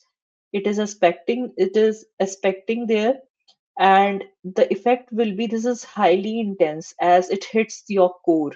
The sun, your ruler, and the Mars are in the house of the other. So it is casting a hot, demanding light on you. You may feel attacked by your partner or by public. Rahu in the seventh can create illusions about others, while the eclipse in your sign demands you to shed your old skin. It's a battle between who you want to be and who they demand you to be. Okay. And if I talk about the lordship, the Jupiter is the lord of fifth house here. It is the house of intelligence, children, and eighth house, that is house of transformation and research. This gives Jupiter a dual role, bringing both creativity, joy, and wisdom to handle the sudden changes or inheritance. If I talk about where it is sitting, the Jupiter is direct in the house of gains, right? So it is also a house of social circle. So this is highly lucrative placement for your rising sign, for Leos, as it cleared the path of wealth accumulation, and it also ensured that your professional networking lead to the influential and profitable friendships. So this is good time period. If I talk about the fifth aspect, this glance falls on your house of courage, skills. It refines your communication style, making you more diplomatic and persuasive, which is the perfect for if you are in a negotiating kind of a job. So if you want to negotiate any deal, or you are going to improve any relationship with your younger siblings or neighbor, this is the good time for you. The seventh aspect, it is going on the fifth house of Sagittarius, the Jupiter's own sign. So Jupiter looks at its own house of creativity and speculative gains. So this protects your investment and brings the immense pride through your children achievement, while also sharpening your strategic thinking in the personal life. Also, I want to talk about here, like this is Jupiter aspect is on your fifth house, and Saturn is also aspecting there. So if somebody is planning to conceive, or they are waiting for a childbirth, so this is the right time. And this, there must be a like this, we have to look into your birth chart also, that these planets are in dasha, antardasha or mahadasha. But yeah, this is the good time for that. It came into my mind, so I just told you. The ninth aspect is going on your seventh house of Aquarius. So this aspect fall on the house of marriage and the business partnership. And also, you know that there are already planets sitting over there, four planets. So Jupiter's cool gaze will bring a calming advisory influence here. So this is good time for you. Otherwise, because Rahu, Mars, Sun, it helps you to navigate through struggles with your spouse or business partner, turning a potentially volatile month into a period of revolutionary collaborative growth for you. And it also soften the aggression of Mars and the ego of Sun in your partnership, replacing the conflict with mutual wisdom and creative synergy this time. So if you were going through any kind of dispute with your partner, so this is the time that everything will settle down now. Now Sun is entering in Pisces. For Leo rising, the Lagan Lord joining an exalted Venus, Saturn in the eighth house shifts your entire focus towards uncovering hidden truths now, particularly within the professional sphere. So this alignment also acts as a spiritual and strategical deep dive where the lord of your career, that is Venus, it's being the strongest. It is allowing you to decode complex office politics if there is any, and financial secrets that other miss. But you will catch that. Because your sixth house, Lord Saturn is involved, you are directly observing the moves of your rivals, of your enemies. So good. But the eighth house, setting suggests you are winning this battle through your silence, through your research, through your work, through your psychological leverage rather than the outward aggression. You are doing your work in your silence, Leos. So while this period will make you heavy or secretive, the sun presence here illuminates the dark corners of your life, giving you the upper hand in negotiation and the ability to transform professional challenges into the position of hidden authority. All the best for you. So Mercury is turning direct, and for your rising sign, it is the Lord of second house and 11th house, and is right now in your seventh house. It is amplified because of Rahu sitting over there. Rahu is fueling by your yoga karka. Your yoga karka is also there, and Mars is your yoga karka here. It creates a rare alignment where your destiny and your inner peace are directly realized through the material gains and wealth, of course. So, this specific combination suggests that luck is no longer a passive force. Instead, it is actively amplified by Rahu to create a sudden unconventional financial breakthroughs during this time. It can be through business partnership or your spouse. Most importantly, because Mars, as the Lord of fourth house here, is a part of your powerful conjunction, the gains you achieve are not just the numbers in bank account. They provide you the profound sense of emotional security and the inner peace, as the heat of your efforts are finally resulting in the cooling stability of settled home and fulfilled mind. So all the best for that. If I talk about Venus, and Venus is now going in uh, at the month end, when the month is going to end. So Venus will be leaving the exaltation and it's going in Aries. So as a lord of third and tenth, it is moving in the ninth house. So your professional life shifts from investigative research to outward expansion now. making strategic travel a central theme during this time. So this transit suggests that your initiatives, your business efforts will now require you to cross the boundaries, whether through long distance business trips, or you're going to meet new partners, or pilgrimages aimed at seeking, higher mentorship or spiritual clarity. That is also possible because Venus is aspecting its own third house from this position. Your journey you take now serves to refresh the pivotal uh, to refresh your communication skills and courage.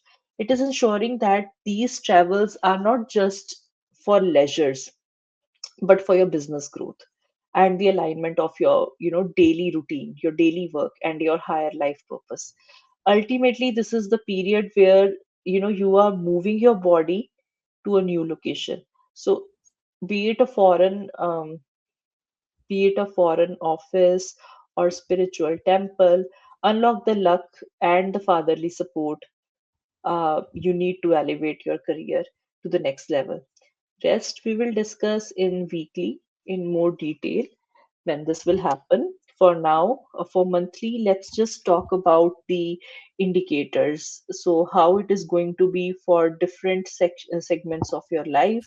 So, for personal, the lunar eclipse in March 3rd, it will hit your financial and value sector. You might realize that what you thought made happy actually does not. If I talk about your love life, passion is deep and perhaps a bit heavy early this month. Once Venus enters Aries, romance feels light, adventurous, and fun again. And if I talk about career, Jupiter getting direct, it brings luck through your social network and long-term goals. A friend of friend could offer a significant career leap this time. If I talk about your health, watch your energy levels around the middle of the month as the sun moves through your eighth house of transformation. One quick remedy here is focus on your restorative movement, like your yoga, if you're doing yoga or stretching or any kind of uh, body exercise that you can do during this time for your health. If I talk about social life, you are highly visible this month. People are looking into your leadership, especially in your group settings. So if I talk about your personal, it is medium, career and money is medium again, social is high, love is high, health is low this time. And let's talk about remedies. So donate old items from your home during lunar eclipse to clear out, any stagnant energy. And recite Aditya Hriday Stotra for sun and Mahamrityunjay mantra for protection after the eclipse. Also, you can donate jaggery and wheat to needy. So now this was all about Leo. All the best for you and happy March month. Let's move to the next rising sign now, Virgo. Namaste and welcome to all the Virgo rising. This month, stars are shifting your focus from your to do list to your partner's to do list. With your ruler Mercury finishing a retrograde and your house of relationship getting a massive boost, it's time to stop over analyzing and start connecting. Now, let's see what March has in store for you. The first transit is Venus enter Pisces on March 2nd. So Venus, who rules your wealth and luck, enters your seventh house of partnership. Venus is exalted here, meaning it is the most powerful and giving. So the impact is that this is the golden window for your relationship. So if you are married or in business partnership, things feel smoother and more romantic because Saturn is already there. A casual relationship might suddenly feel very serious and committed. And if you need to negotiate a deal or fix a misunderstanding with a partner, do it in the first 2 weeks. Your charm is your biggest asset right now. Now, let's talk about Venus Lordship for Virgo rising. Focusing on the second and ninth Lord Venus becoming exalted in seventh, this is a game changer for Virgo rising. This moment takes the logic heavy Virgo and bathes them in luck and luxury. So, here are the four key pointers explaining how this benefit your different areas of life. Venus rules your second house. Second house is of your wealth and family. Second house lord getting exalted, so net worth gets a major cosmic upgrade. So money flows in, through partnership and public relations. Instead of working harder, you are now working through smart connections. Family life becomes much more harmonious, and you may find that your family status or reputation rises significantly this month. Second house also represents speech and food. So, your speech becomes incredibly persuasive and sweet. Madhur Vani. So, people will find it hard to say no to you. You will also have a refined taste on high quality gourmet food. So, enjoy the treats. Venus rules your ninth house of fortune and father as well. So ninth house is the house of bhagya, the luck. So when the lord of luck is exalted, it's like having a universal VIP pass. So the benefits are numerous, but any long standing legal or professional blocks are dissolved by divine grace. Your relationship with your father, guru, mentor becomes source of immense strength. So you might receive a piece of fortunate advice that changes your career trajectory. Ninth house is also your travel and foreign. So if you're planning a long distance trip or dealing with a foreign client, the first half of March is your green light. Success comes through land across the border. Another factor related to Venus is since exaltation is happening in your seventh house of partnership. The source of your second house, wealth, and ninth house luck is your partner. So the benefit is your spouse or business partner becomes your lucky charm. For man, this is a classic time for the wife to bring prosperity into your home. For a business owner, a new partner could enter your life who has both money and vision to take you global. For women, don't worry, you are getting into a prosperous zone and getting benefited with your own presence or presence through your relationship. Ninth house is also your philosophy and religion. So you're moving away from micromanagement, which Virgo loves to do, but they deny towards deep faith. The benefit is you will find yourself attracted to higher philosophy, religious rituals, and charity. This isn't just a feel good energy for you. This spiritual alignment actually unlocks your financial doors. The more you give and trust the universe this month, the more your bank balance grows. So you usually win Virgo because you are the smartest person in the room. But in March, you will win because you are the luckiest. Your second house of money and ninth house of fortune are both being served to you on a silver platter in the house of partnership and marriage. So stop trying to calculate everything. Let your partner lead, let your luck flow, and watch how easily the wealth comes in. If there is no partner, don't worry, let the luck lead you uh, for a while. The next important event is lunar eclipse on March 3rd. Now, this is happening in your 12th house. So the impact is the 12th house is about endings and hidden side of life. So you might face a sudden realization about a secret, or finally let go of a habit or or a fear that has been holding you back. So it's like an emotional detox for you.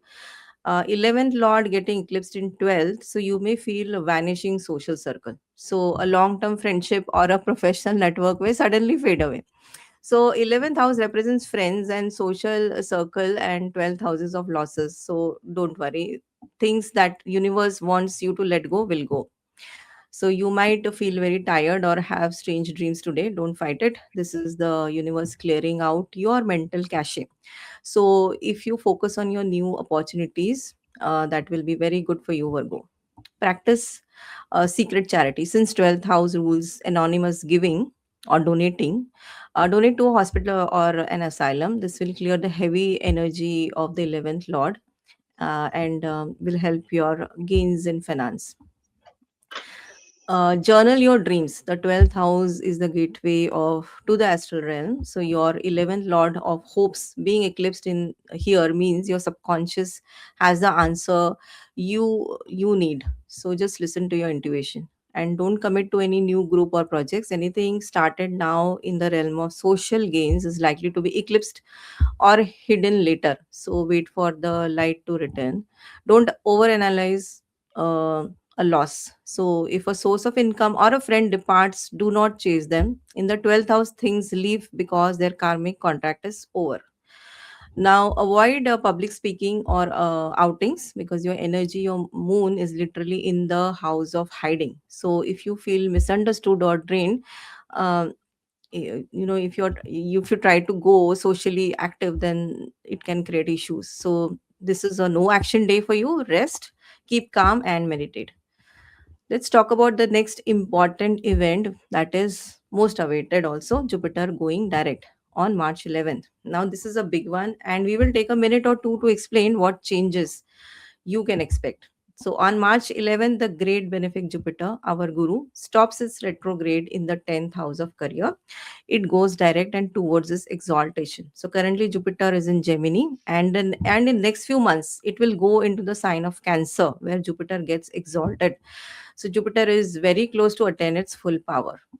So the impact is, if your professional growth felt stuck or your bosses seemed undecided, the green light finally turns on. Your career path becomes clear, and the expansion that you have been waiting for begins to move forward. It is a pivotal turning point. Your ruler Mercury might still be retrograde, but your higher guide Jupiter is finally waking up in your 10th house of career. Because Jupiter rules your fourth house of home and seventh house of partnership, its direct motion acts like a bridge connecting your personal life to your professional success. So here are the five ways that direct motion influence you through its placement and aspect. The first one, it will bring financial stability. We already spoke about it. Jupiter's fifth aspect hits your second house of savings, speech, and family. So if your income felt inconsistent or delayed while Jupiter was retrograde, the tap opens back up. So you'll find it easier to save money, and your words will carry more weight. A sudden increase is there on your bank balance now, often linked for a career bonus or a family related financial settlement. The second one is the healing the work life balance. Now, Jupiter's seventh aspect hits your fourth house of home, mother, mental peace. The direct motion brings immediate relief to domestic stress. So, if you have been torn between office deadline and home duties, a solution appears that allows you to satisfy both. Improvement in your mother's health, or a long pending property matter will also get fixed. During this Jupiter direct, there is another thing that can happen is turning the daily routine into victory. The third benefit. Now, this is the most critical aspect for March. Jupiter casts its ninth, the purest and strongest aspect, on the sixth house of daily routine, where you can see the Aquarius sign, and there is a stellium because you can see uh, four of the planets are making that house very crowded. You can see Mars, Rahu, Sun, and Mercury. So what it means is it's creating a lot of heat in your house of competition. So the sixth house rules enemies also, deaths and daily chores. So while Mars and Rahu are trying to create fire at your workplace, Jupiter's gaze acts like a coolant. So it helps you handle intense competition with grace and wisdom. So you win against rivals, not by fighting, but by being the most organized and ethical person in the room. So any hidden enemies at work will be exposed and silenced by Jupiter's light. Let's look at Jupiter's placement in 10th house. It will do restoration of reputation. Jupiter is physically sitting in the house of career and public image. So your bosses and authority figures start seeing your value again. The confusion about your role or in the company disappears. You move from being a worker to being a leader. Now, this is the day you start feeling like hard work is finally leading somewhere. So keep your eyes open for a new responsibility or a promotion talk. And why just promotion talk? A promotion or a new job offer that feels like a natural next step um, will also be on the cards. Now, since Jupiter rules your seventh house, which is of spouse and business partner, its direct motion brings clarity to your relationship as well. So, your partner starts supporting your career goals. They may even bring financial opportunity your way. So, out of all that we discuss, Virgo, the sixth house benefit will surface first. So, because of Aquarius stellium is so intense in March, you will feel the workplace protection immediately. After March 11th. So one day you are feeling overwhelmed by your to-do list, and the next day when Jupiter goes direct, uh, you will feel like you are provided with a helper or a shortcut that makes everything manageable. Now, Virgo, you are being playing defense in your career for this month, till March 10th to be specific. But on March 11th, Jupiter hands you the bail and says, "Go for the goal." So while the Aquarius stellium is throwing heat at you, Jupiter is your helmet and your shield. So don't fear the competition; they can't touch you while Jupiter is direct in your 10th house. And while the rest of the world is busy arguing, you are busy building. So Jupiter looking at your saving and your career, the payoff is going to be massive. So stay organized, stay kind, and watch the doors open on March 11th. So many perspective of gains the wise Jupiter Guru is bringing for you, Virgo. The next transit is Sun enter Pisces on March 15th. Now, after Venus had warmed up the relationship section or sector in the seventh house, the Sun joins Pisces on 15th. Now, the impact is now your partnership becomes the main event. You might gain recognition through your spouse or a business partner. However, with Sun meeting Saturn, you will have to balance ego with responsibility. Now, let's look at one more aspect of debilitation effect. This is the house of Maran Karakstan for Sun, the house where king feels powerless. The Sun gets debilitated in seventh house, so you may have to play a supporting role to your partner or business associate instead of commanding. So you succeed by accommodating. So your partner may go through some health issues as well, and they may need medical attention. Don't fight for the spotlight after 15th Virgo. Let your partner shine. So by losing your ego, the 12th lord energy, you actually win the relationship. So if you see your chart, Ketu is placed in 12th, who also demands the same thing. Now secondly, there is a foreign connection and public relationship. Why? When the ruler of 12th representing foreign land and endings sits in the 7th house, which represents public life and partner, it creates bridge between your private world and the outside world. So this is a classic transit for international business deals or meeting people from very different culture or background. Since Sun aspects your first house, yourself, you will be viewed by the public as someone mysterious, spiritual, or deeply connected to foreign or charitable work. You may feel a bit drained by social interactions because 12th Lord expenditure is the house of others. So protect your energy. Don't say yes to every social invitation just to please people. Now, just to summarize Sun Transit, this is a time to stop being the boss and start being the best partner. So you might feel a bit tired or less bold than usual, but this is the spiritual test. So use this time to connect with people from far away and lead with kindness rather than authority. Your strength right now is your humility. Now, the next big change for you, Virgo, is the logic returns. Mercury goes direct. Very, very important for Virgo because Mercury is your Lagan Lord. In short, you are going direct on March 20th. So the impact is since February, you might have felt misunderstood or like your brain was foggy. But after 20th, your decision making power returns.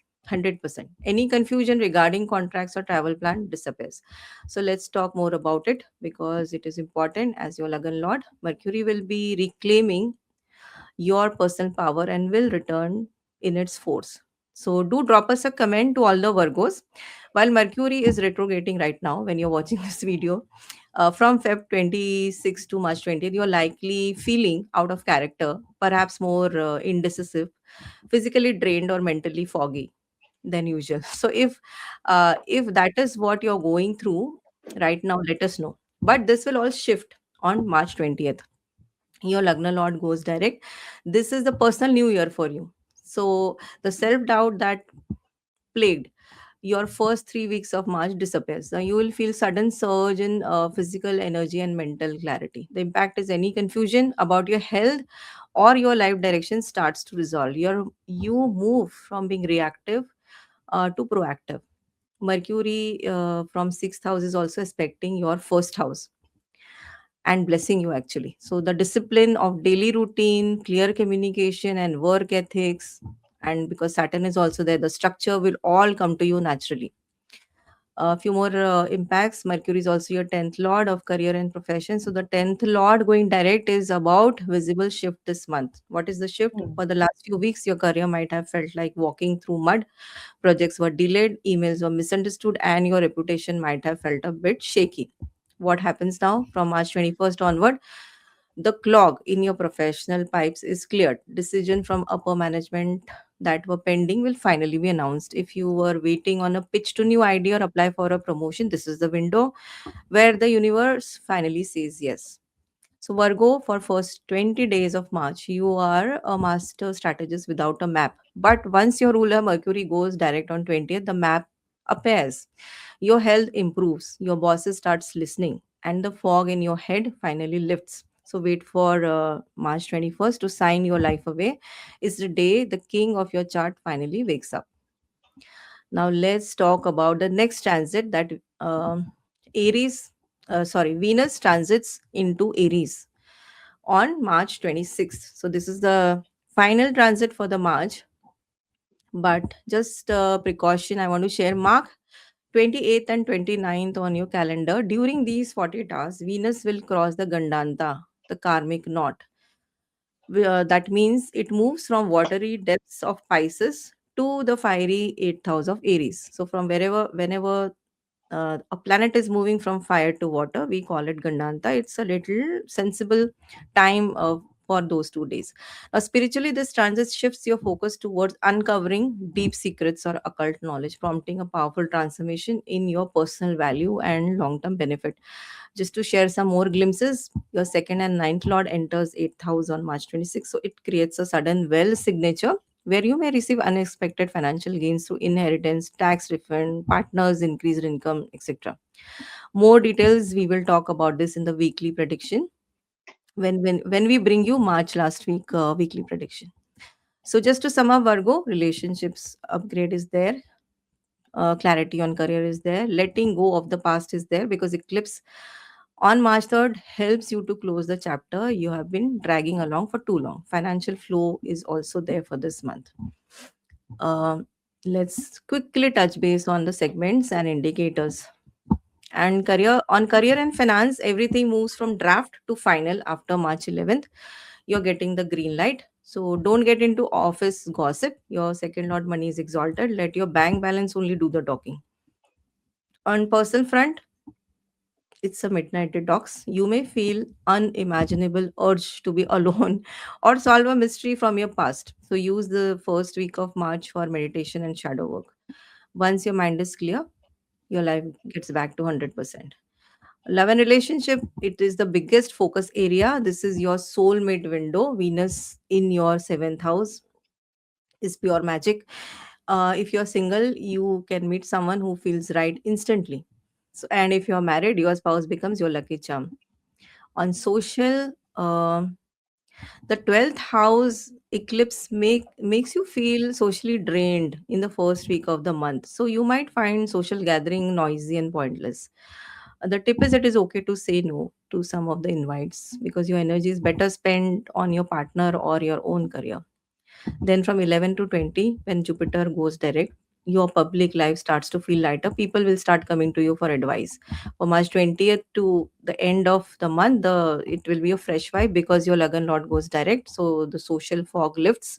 You will feel the burst of energy and confidence, and you are no longer overthinking about what you said, where you said, and how you were perceived.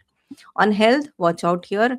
Lunar eclipse is on 3rd, is in your 12th house. 12th house is very close to your first house. This is your 12th house, this is your first house. It's just one house behind your Lagan. So this is a big one for you. So this is a letting go moment. You might feel extra tired or emotional. Your body is telling you to stop overthinking and just sleep. Now, another point is watch your digestion and inflammation, especially your lower back and kidney. The Mars Rahu Angarak energy in your sixth can lead to sudden fever or skin breakout due to heat. Cool your system, drink coconut water, avoid spicy food, don't skip your sleep. Your body needs cooling this month. And if you have pets at home, take care of them as well. The Sun Saturn combo may play heavy on them as well. Change their food and water ball immediately post eclipse is over. Best date for you, Virgo, is March 2nd, but avoid March 3rd. March 11th, best for asking for a raise. March 21st is the clarity day. Your Lagan Lord goes direct. So, some remedies for Virgo every Saturday, feed birds, grains or seeds to calm your sixth house Mars Saturn energy. Chant Om Namo Bhagavate Vasudevaya. Lord Vishnu is the best deity to turn to because he provides the sustenance and the protection.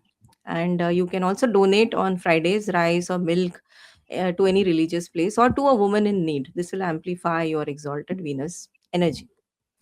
So on health, it is medium. Please take care of your health. Love and relationship very high, career money very high, social life medium, and personal life medium. So all the best to all the Virgo rising. Namaste, all the Libra ascendants. Let's talk about how your March is going to be and what are the transits this March and how these transits how you will navigate through all these transits. So for first of all, Venus is going to enter in Pisces on March 2nd. So Librans, you always like your sign is balance, and I can say the balance is your mantra. But this time when Venus is entering March 2nd, make sure it is an exalted sign, but it is with Saturn right now, right? So it is in the house of your daily routine, house of uh, you know uh, your work area.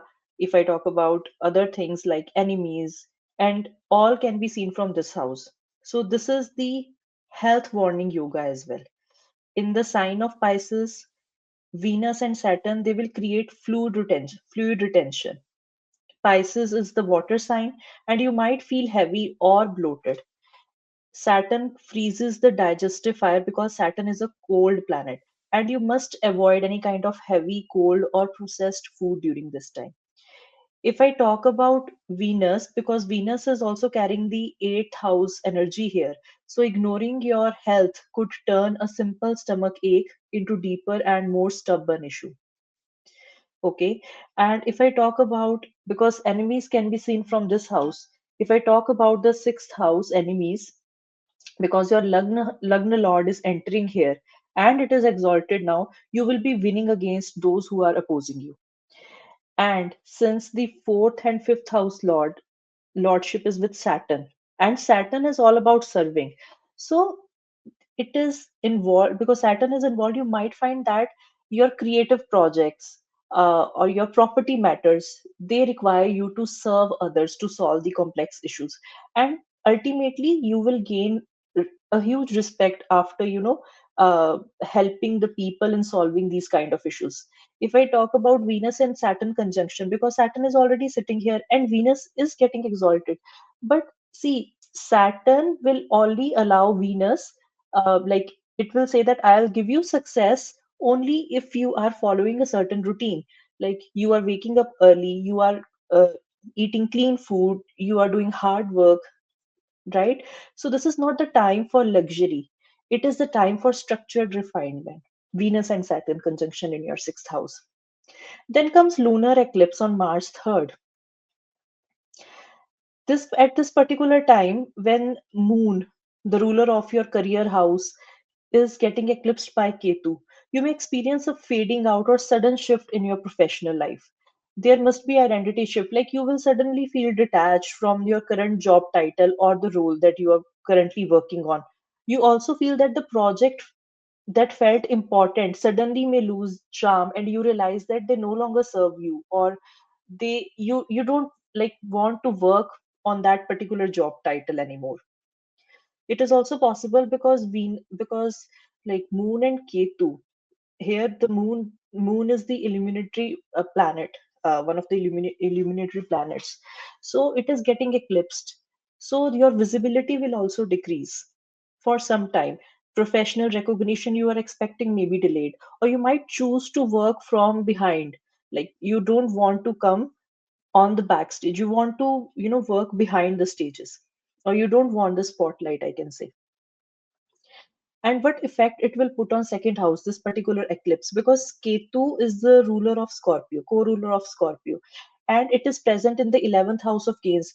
While it is eclipsing the moon, it indicates the transformation is how you save versus how you earn.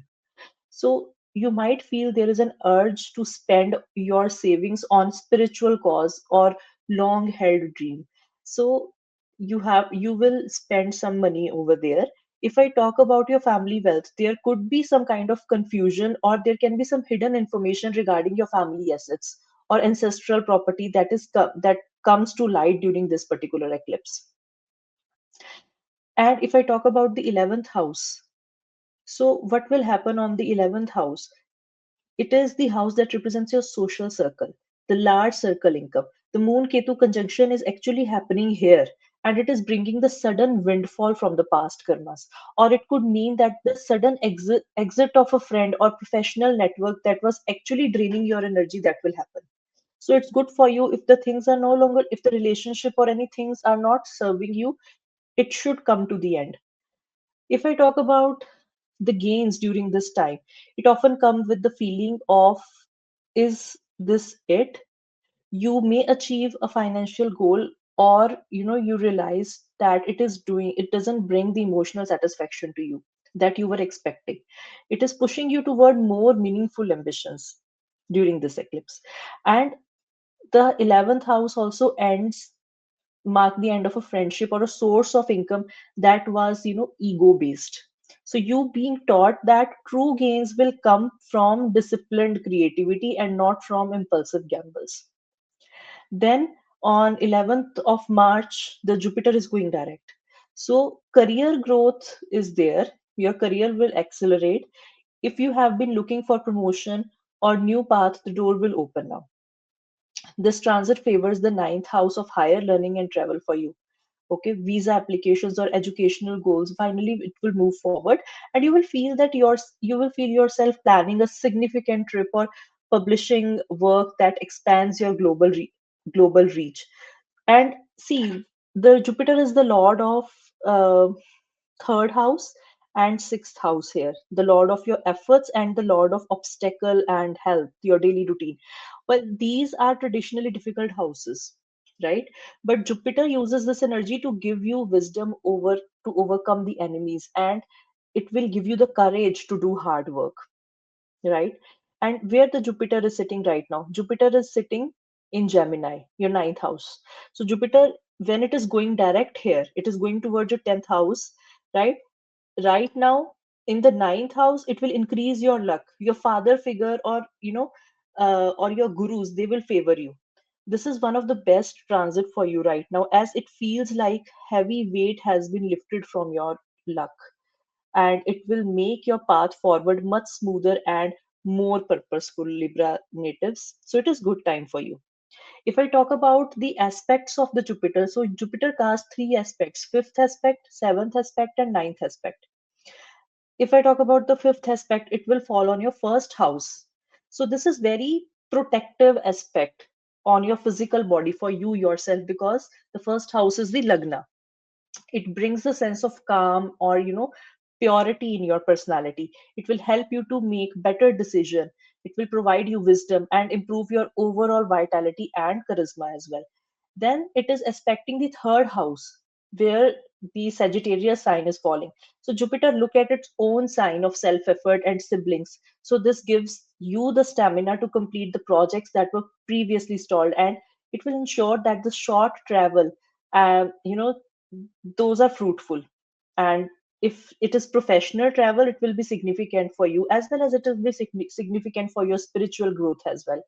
And the ninth aspect, the most wonderful aspect of Jupiter, this is the most creative placement. When the Jupiter is sitting in the ninth house, it is aspecting the fifth house of children, your education, your romance, speculations. While Rahu and Mars, they might make you uh, they will make you fall in some kind of things like gambling, or like which is having huge risk in term of finance. So Rahu will make you do some unethical things also, but Jupiter aspect will save you somehow. It will protect you, it will provide you the intellectual breaks that is required during this time. Okay. And one more thing I'll tell, that because on in this particular house there is a conjunction of planets, so your creativity, your intelligence, it ensures that you are on the path of innovations. Your soul at the deeper level, it is feeling that it is going to fulfill some kind of purpose during this time, when the Jupiter is falling its ninth aspect on this particular house. Then, after this wonderful transit of Jupiter, which I am also waiting for you, the next transit will be the Sun in Pisces. Sun in Pisces, now it is entering in Pisces, but remember, as we have discussed earlier, that it is going to be in conjunction with Venus as well as Saturn. Venus is in exaltation, Saturn is already there. So Saturn adds some kind of heat. Sun adds some kind of heat to the Saturn, but Saturn can slow down the digestive fire, as we have already discussed, because this is the area of the sixth house. So this can lead to the acidity or sluggishness. So you must need to follow diet, or if you are not doing that, then you have to eat medicines, because these are the two opposite energies, sun and Saturn, cold and heat. But because of the presence of sun, again you will feel that you are getting, victory over your rivals. If I talk about the impact on the 11th house, because sun is the lord of your 11th house and it is now in the 6th house, it means the gains will be there, but it is going to come through hard work. Obviously Saturn is sitting there, it will uh, make you do hard work as well. And but that hard work is going to give you income. It's not like that if you are doing hard work then Saturn will not give you. Saturn is always always delay but not denial. Also it is possible that your income might come through debt recovery, or if you're working in any kind of service industry, or clearing out any old blockages, from there your wealth will come. Then comes the Saturn. Then we will look into the Saturn, where it is, making a yoga karka in your house, like it is the lord of Kendra and Trikon, fifth and fourth house. So it's present in the sixth house with your Lagna lord. It is very good, because your peace of mind, the fourth house represents your peace of mind, is now currently tied with how you organize your life. If you are organizing your life very well, you will feel that there is a peace of mind at home. You will feel good about it, right? But if it is chaotic, if you are waking up late in the morning and not completing your work in time, then it is chaotic for you. Then comes the fifth house, because Saturn is the lord of fifth house also. So your creative projects can take more technical or self-oriented tone now. If you have children, they may also require more of your, attention. And this time you have to be strict towards them, towards their routine. Then next transit is Mercury. Mercury is going direct in your for you Libra, in the fifth house again, where the Rahu and Mars is already there, making an Angarak yoga. But see, Mars and Rahu, it creates a yoga for wealth and wisdom as well. Like it is going to open a wealth and wisdom portal for you, because with Mars bringing the energy of second house here, if you see, second house is the house of your assets, your wealth, and the seventh house of partnership, and where it is falling in the creative sector in the fifth house, right? So you are likely to experience some sudden unconventional financial gains through the collaborative ventures or high stakes speculative ideas. Because Mercury, the lord of ninth and 12th house, is also involved, the success is heavily fueled by your luck, and potentially through the foreign success or from digital platforms that can reach the global audience. This alignment doesn't indeed support inner peace, but only because it resolves the 12th house unknown. You finally feel at peace, because the luck you have been waiting for, the ninth house lord, is now manifesting as a tangible gain, because Jupiter is also going direct, right? And it will come through partnership, of course, because seventh house is also involved. And Rahu will ensure that the scale of this achievement is large. Okay, and it will be turning a small creative spark into massive professional breakthrough that stabilizes your emotional and financial foundation during this time. Then Venus will enter Aries by end of this month. The focus will be on your seventh house of partnership. Harmony will return in your closest relationships. But we will discuss more in detail when we are going to discuss about the weekly horoscope. So stay tuned. So let's talk about the indicators. For personal, the lunar eclipse is going to be the highlight that is going to, uh, take the hidden truths out during this time. It's the time for your subconscious shift and cleaning out the mental cobwebs. If I talk about your love life, partnership is the main theme, because Venus is entering Aries. It will start a beautiful cycle of harmony and resetting your relationship dynamics. At career front, Jupiter direct in the ninth house suggests that any stalled plans regarding travel, publishing, or legal matters will finally move forward for you. And at health front, The focus is on your gut health and daily habits. The sun in the Pisces encourages more spiritual approach to wellness. And during when you are in the social network, you may feel more introvert early on, but by the end of the March, you will be the peacemaker. Everyone wants to invite you to their event.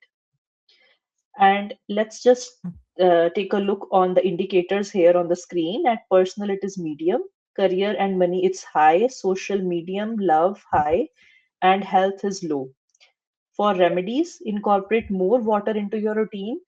And you can do swimming or take salt water bath to soothe the Pisces heavy energy during the mid of the month.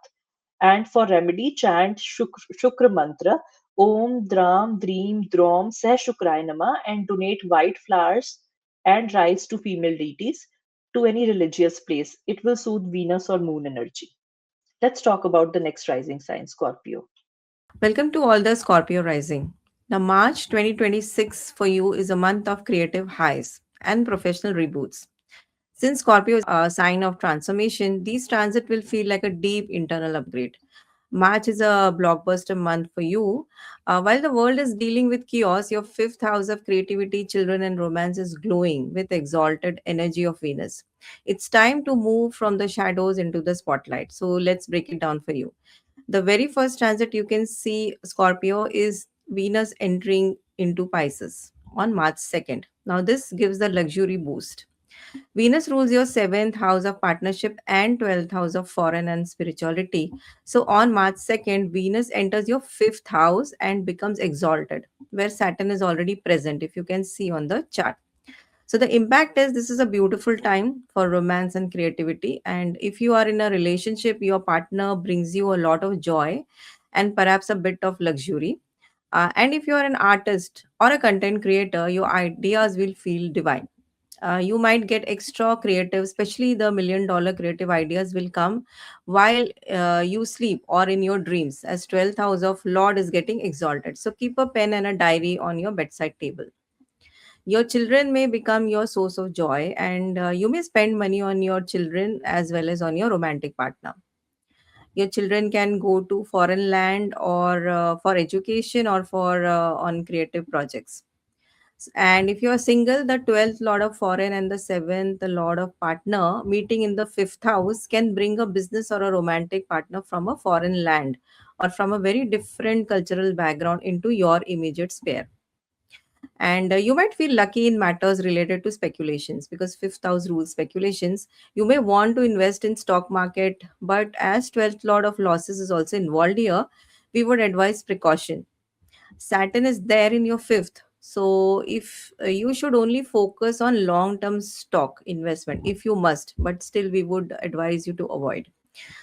This is the time where romantic relationship can convert into marriage as well. You may also go to a foreign country, invest in foreign startup, or bring in a foreign partner. Your 12th house Lord moving into 5th house of mantras suggests you might find deep joy in spiritual practices, meditation, or visiting a place of worship that feels like a luxury retreat.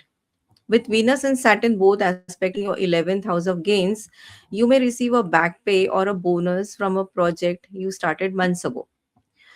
One more thing which can happen by the aspect on the 11th house is high end social networking. So you will likely find your social circle are both wealthy, influence of Venus, and influential or established by the influence of Saturn. So the aspect of Saturn and Venus on the 11th house will act like a filter. You will feel the practical need to stop hanging out with people who drain your energy and focus on only on high value friendships that offer mutual growth. These connection will be vital for your 2026 career goals. Just one tip we want to give you, that follow your heart. This is the best window for a romantic getaway or starting a creative hobby. Luck comes through your partner or your own creativity or your gut feeling. So, best of luck for this transit. The second best event is on March 3rd, where lunar eclipse is happening. Your ninth Lord Moon is getting eclipsed in your 10th house of career. So, the impact is the ninth house of luck and the 10th house of work. An eclipse here can bring a sudden shift in your professional status. You might feel a temporary loss of luck, at the office, or a sudden emotional realization that you need to change your career path. But do not clash with the authority. Even if your boss is 100% wrong, the eclipse energy make them blind. So you won't win the argument, at least today. So don't quit your job. Eclipse brings temporary fog. Just observe the changes at work and wait for the dust to settle before you react. And practice Mona, silence. Practice Mon during the eclipse hours. Do not make any irreversible career announcement. So finally, watch your mother's health. The 10th house is opposite the 4th house. So the eclipse might bring some stress regarding her well-being or at home. And at the end of this video, we have given a solid plan on do's and don'ts to navigate the lunar eclipse. So stay with us until the end, or you can directly hop on to that section. Now, next very big transit is Jupiter goes direct on March 11th. So you get the financial go ahead. This is very much anticipated transit for all of us. Jupiter is very special, especially for Scorpio, because your second house, Lord of Wealth, and fifth house, Lord of Creativity and intellect, finally goes direct in your eighth house of transformation. So the influence is if your savings were stuck or children related matters were delayed, the path clears now. When Jupiter goes direct on 11th in your 8th, it acts like a divine treasure hunter, finding resources and solution in place which you thought didn't exist earlier. The eighth house is of hidden wealth, which gets unlocked. So Jupiter has been retrograde in a house of transformation and shared resources. But after 10th of March, the stagnation in joint finances ends. So if you're waiting for a tax refund, an insurance claim, or your partner bonus, the money finally arrives. So it's a sudden gain energy. You might discover a way to save money or invest that you hadn't seen before. The mystery of your finances is solved. As Jupiter is about wisdom, so if we connect eighth house theme to the wisdom, so here you may find interest in research and occult, and you may want to learn or get into these subjects. Secondly, let's talk about the mental peace and spiritual home. So Jupiter fifth aspect on 12th. Jupiter sends its first ray to your house of isolation. 12th house is also about dreams and spirituality. So this aspect claims your subconsciousness. So, if you have been having transformation anxiety, common for scorpions, Jupiter provides a spiritual cushion. What that means is better sleep and deep intuitive hints. You might find a spiritual mentor or a meditation practice that finally clicks. So, it's an excellent time for anyone working with foreign client or institute as well. Now let's touch base with Jupiter's seventh aspect, which is on the second house. Jupiter looks directly at its own house. It's a homecoming aspect to your bank balance, family, and speech. So Jupiter is protecting your saving, your family's reputation. Your speech becomes more guru-like, wise, calm, and persuasive. Stability in family. If there is any misunderstanding at home, your words will now heal them. And financially, it ensures that even if you have expenses, your pot stays full. Jupiter's ninth aspect on fourth house brings victory over the inner enemy. Jupiter's highest aspect hits your house of home, your mother, your inner happiness, where Aquarius stellium is creating a tension. The fourth house is currently under pressure with Mars, Mercury, Sun, and Rahu. It's crowded. So, this makes you feel restless at home. Jupiter's aspect acts like a cooling rain on this fire. The benefit it protects your mental peace no matter how much chaos is happening at work or in your inner world. You will find a way to stay happy and grounded within your home. So it's also a protective shield on for your mother's health. Scorpio, while others are afraid of the darkness of the eighth house, you thrive there. So on March 11, Jupiter turns the light on your house of secrets. So you can stop worrying about the sudden changes and start looking for the sudden opportunities.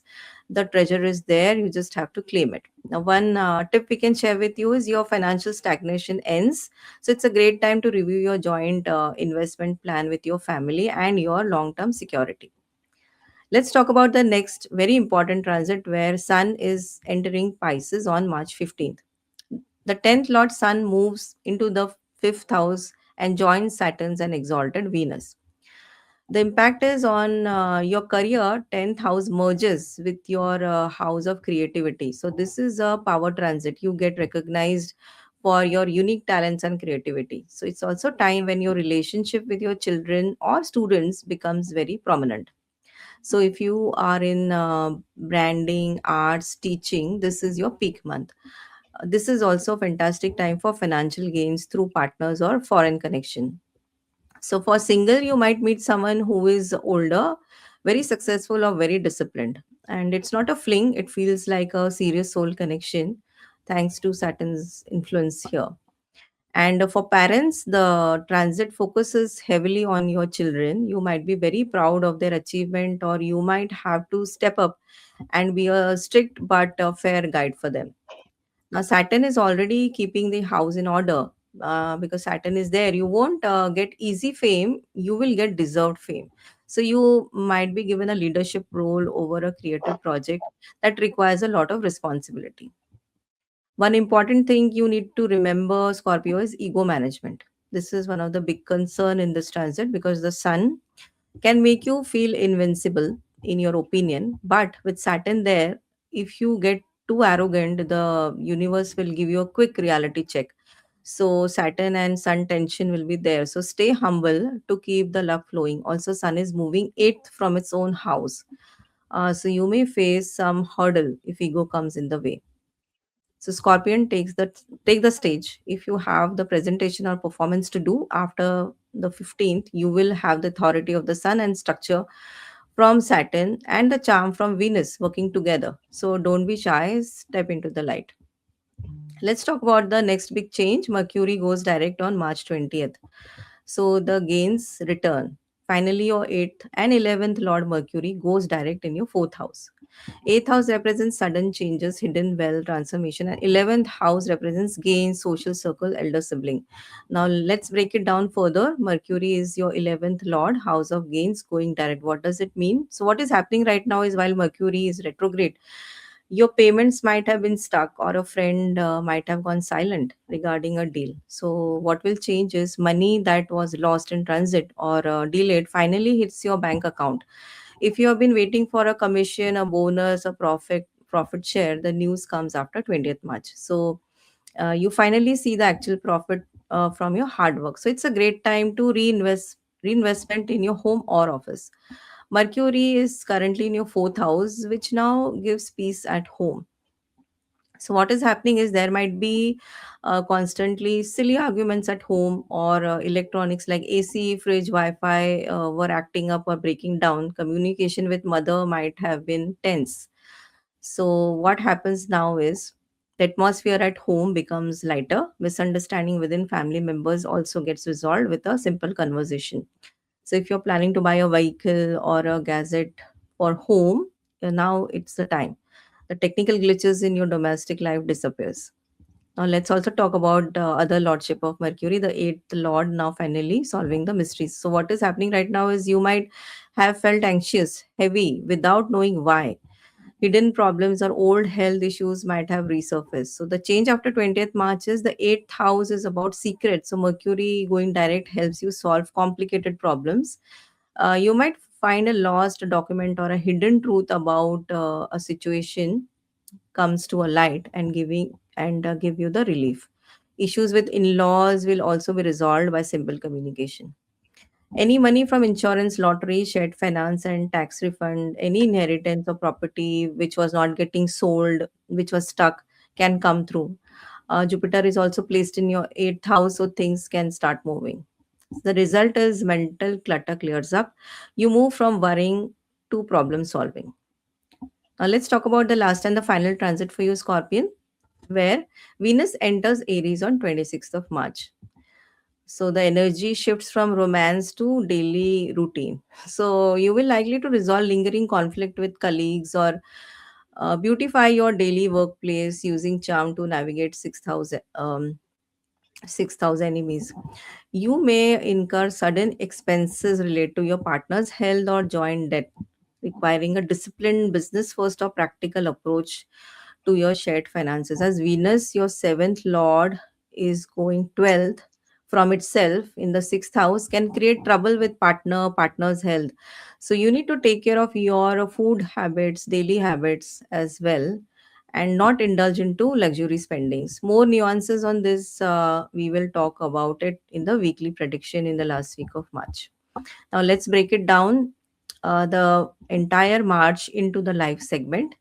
On career and finance, um, it is medium to high. The influence is, it's a hard reset for you. So you might feel sudden disconnect from your current boss or a project. However, once your 10th Lord Sun enters the house of fame on the 15th, you are back on top. And on money, Jupiter and Mercury going direct after 10th and 20th clear all the stuck payments. So wealth flows through joint assets or creative ventures. On personal front, uh, the fifth house is glowing. The influence, you are feeling more like a creator than a worker. So your hobbies, your children, or your personal projects bring you immense pride.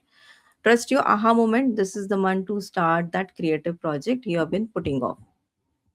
So the rating on your personal we can give is high. Love and relationship, this is a cinematic love month. So the seventh Lord Venus is exalted. So if you're single, this is the highest chance of meeting a soulmate connections. And if you're in a relationship, it feels like a second honeymoon. So the romance feels more spiritual, artistic, and very deep. On social aspect, Mercury retrograde in your house of gains for the first 20 days. So don't lend money to your friends before the 20th. Keep your social circle small until the fog clears. On health, it is very high. You're physically resilient this month, Scorpion. Watch out for the inner heat, Pitta, because Mars is active and you might experience minor inflammation or headache. So if you don't stay hydrated, this problem can occur. The tip is swimming or walking near water is the best medicine for Scorpio this month. It cools 8,000 intensity and aligns your uh, energy. The best dates for you is March 2nd, March 11th, and March 15th to 16th. Now, these are your power days, so make best use of it. One of the remedy we can share with you is Hanuman Chalisa on Saturdays and Tuesday, and on eclipse day also. You can also apply saffron tilak on your forehead on Thursdays to activate wealth protection of Jupiter. And donate food or grocery to any community center. So just to reiterate, personal is very high, career money is medium, social is medium, love is high, and health is high. So all the best to all the Scorpion ascendants. Before moving forward, if you are having any kind of doubt in your love life, relationship, career, or you need any kind of guidance in any sphere of your life, so you can always consult on the number given on the screen, or you can email us at astrodivas3@gmail.com. We'll be happy to help you out. Let's talk about Sagittarius now. So, Sagittarians, we all know that you are the seekers, and the Mars provide the map, even if the eclipse tries to fog up the windows. So, let's just discuss about how you are going to navigate this month of March through the transits. The Venus is going to be in Pisces on March 2nd. So, the transit of the exalted Venus is joining the Saturn on your fourth house, Pisces, and it's the powerful grounding transit. This combination will bring the energy to your social gains, the 11th house, and your daily work, the sixth house, and it's directly into your home and the inner world, home life and inner world. How it is going to impact in your how it is going to put impact on your entire chart. So few houses that are involved in it in this particular conjunction, we will discuss that. The fourth house and the 10th house. The fourth house and 10th house are the house of your home and happiness, and 10th house is your career. So, with this Lord of sixth and 11, that is Venus, and the Lord of second and third, that is Saturn, it is sitting in your fourth house. It becomes the hub of the activity right now, because these are the wealth yielding lords, right? And you may invest in home, luxury vehicles, or you may spend on beautifying your living space. The 10th house aspect here, if I talk about that, since Venus and Saturn are both aspecting your 10th house, uh, you know, Virgo, your professional reputation is built on your behind the scenes discipline. You are seen as a reliable, hardworking authority. Success will come from being organized at home. Then, if I talk about the 11th house of gain and the 6th house of routine that Venus is uh, having lordship of. So gains can come through women, luxury, or creative projects. However, because the Venus is with Saturn, these gains are not easy money. They are result of previous long-term efforts that you have done. And the 6th house, this is the healing aspect. Exalted Venus in the 4th house can resolve the long-standing health issues, particularly those related to stress through more comfortable home environment or better self-care rituals. Then we will talk about the houses that are owned by Saturn. So Saturn is owning the second house of the wealth and third house of effort and communication. Your saving and family assets are being stabilized now. You might feel a bit restrictive with your spending, preferring to save big home related goal. If I talk about your third house, that is again ruled by Saturn, your courage and communication become more poetic yet structured now. You might take up creative hobby or short courses that require deep focus. So one tip I want to give you, because the Pisces is water sign, the conjunction of Venus in watery and the Saturn, that is a dry planet, dry and bitter. The Venus is watery and sweet.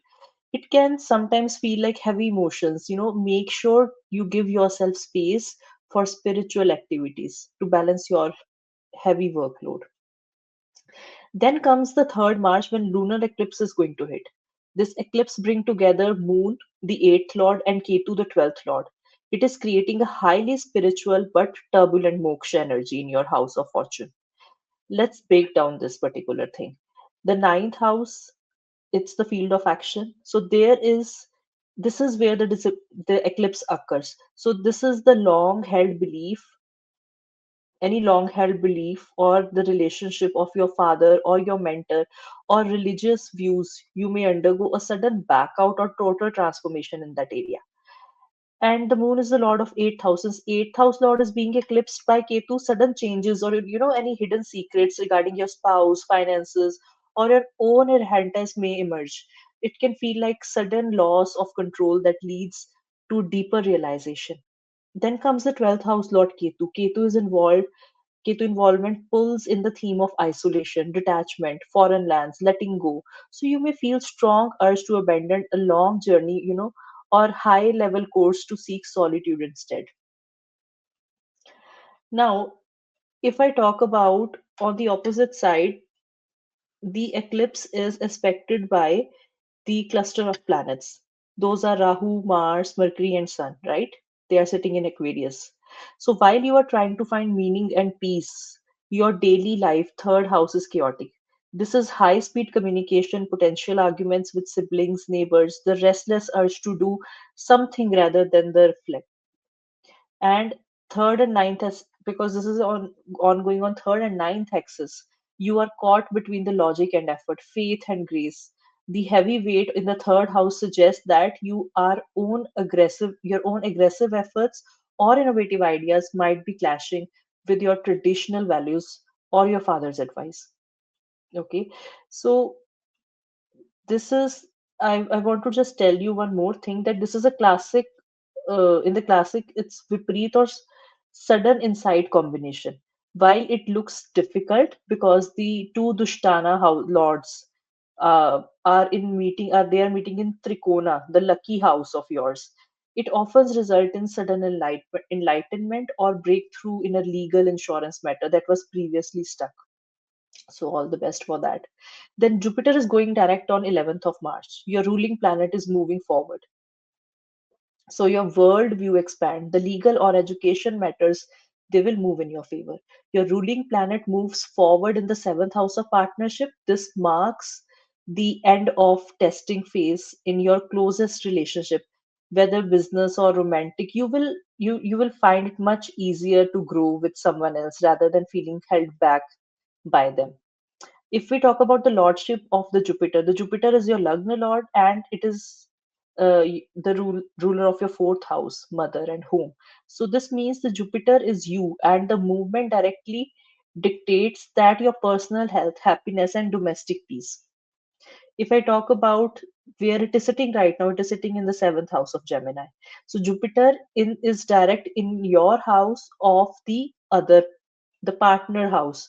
So this bring a massive shift in how you relate to the world, or you move from being self-focused to successfully collaborating with others to achieve the mutual expansion and growth. Then we will discuss about the aspect where the Jupiter is giving the aspect fifth, seventh, and ninth. So fifth aspect is on the house of Libra, the 11th house. This aspect hit your house of gains and desires. So since you are your Lagna Lord, this glance is like you reaching out and grabbing the rewards you deserve, Sagittarians. It is leading to a sudden success in income and fulfillment of long-term wish. Then the seventh aspect is on the first house. Jupiter looks directly back at your own ascendant. This is the ultimate blessing for you, as it restores your health, it clears your mind, and gives you a renewed success of authority and self-worth that may have felt dimmed during the retrograde. And the ninth aspect, most auspicious aspect, is looking at the house of courage and initiative. So the planet in your third house makes you incredibly busy and perhaps mentally restless also. So Jupiter aspect empower your voice and protect your younger siblings. It ensures that the massive efforts you are putting into the projects, okay, is backed by your own interest of wisdom because of the first house, because it's your Lagna Lord, and it leads to the domestic stability as well. Then what effect this conjunction is going to put? Like Jupiter is aspecting the conjunction also where Rahu is sitting with other planets, Mercury and Mars. So it converts the Rahu's erratic energy into fearless communication, making a powerhouse in media, writing, or sales during this particular window. So after the Jupiter, the next transit is Sun is going in Pisces. Yes, Sun is the lord of ninth house. For this rising sign, the 11th house Libra is ruled by Venus, right? So when the Sun, ninth lord of luck and the father, it enters the fourth house and join the exalted Venus and Saturn, second and third lord in your chart. So it creates a massive concentration of power in your domestic and emotional sphere. Father, if I talk about the ninth house, that is the father house.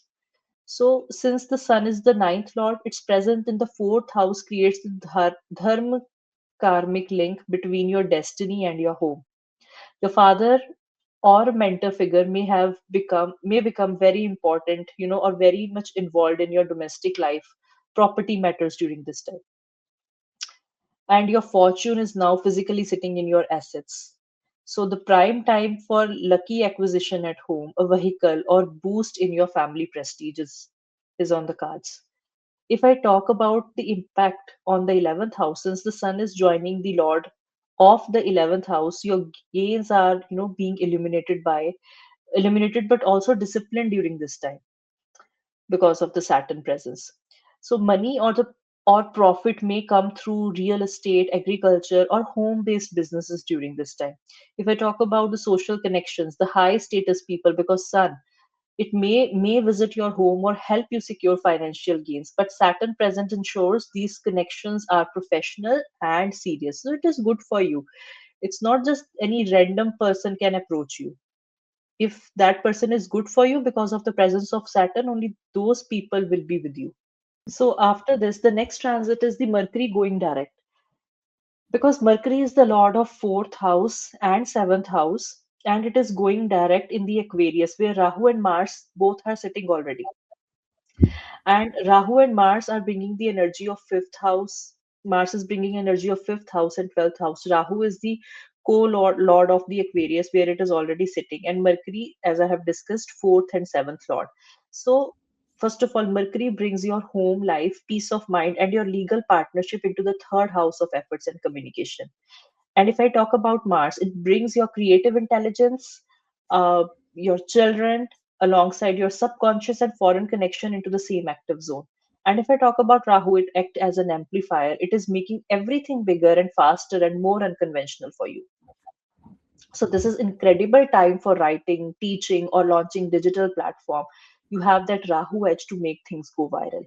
If I talk about the delays in the business agreements, because the seventh house energy is also involved there, if any kind of delay was there, you will find, because the Mercury is getting direct, it will fix that lag.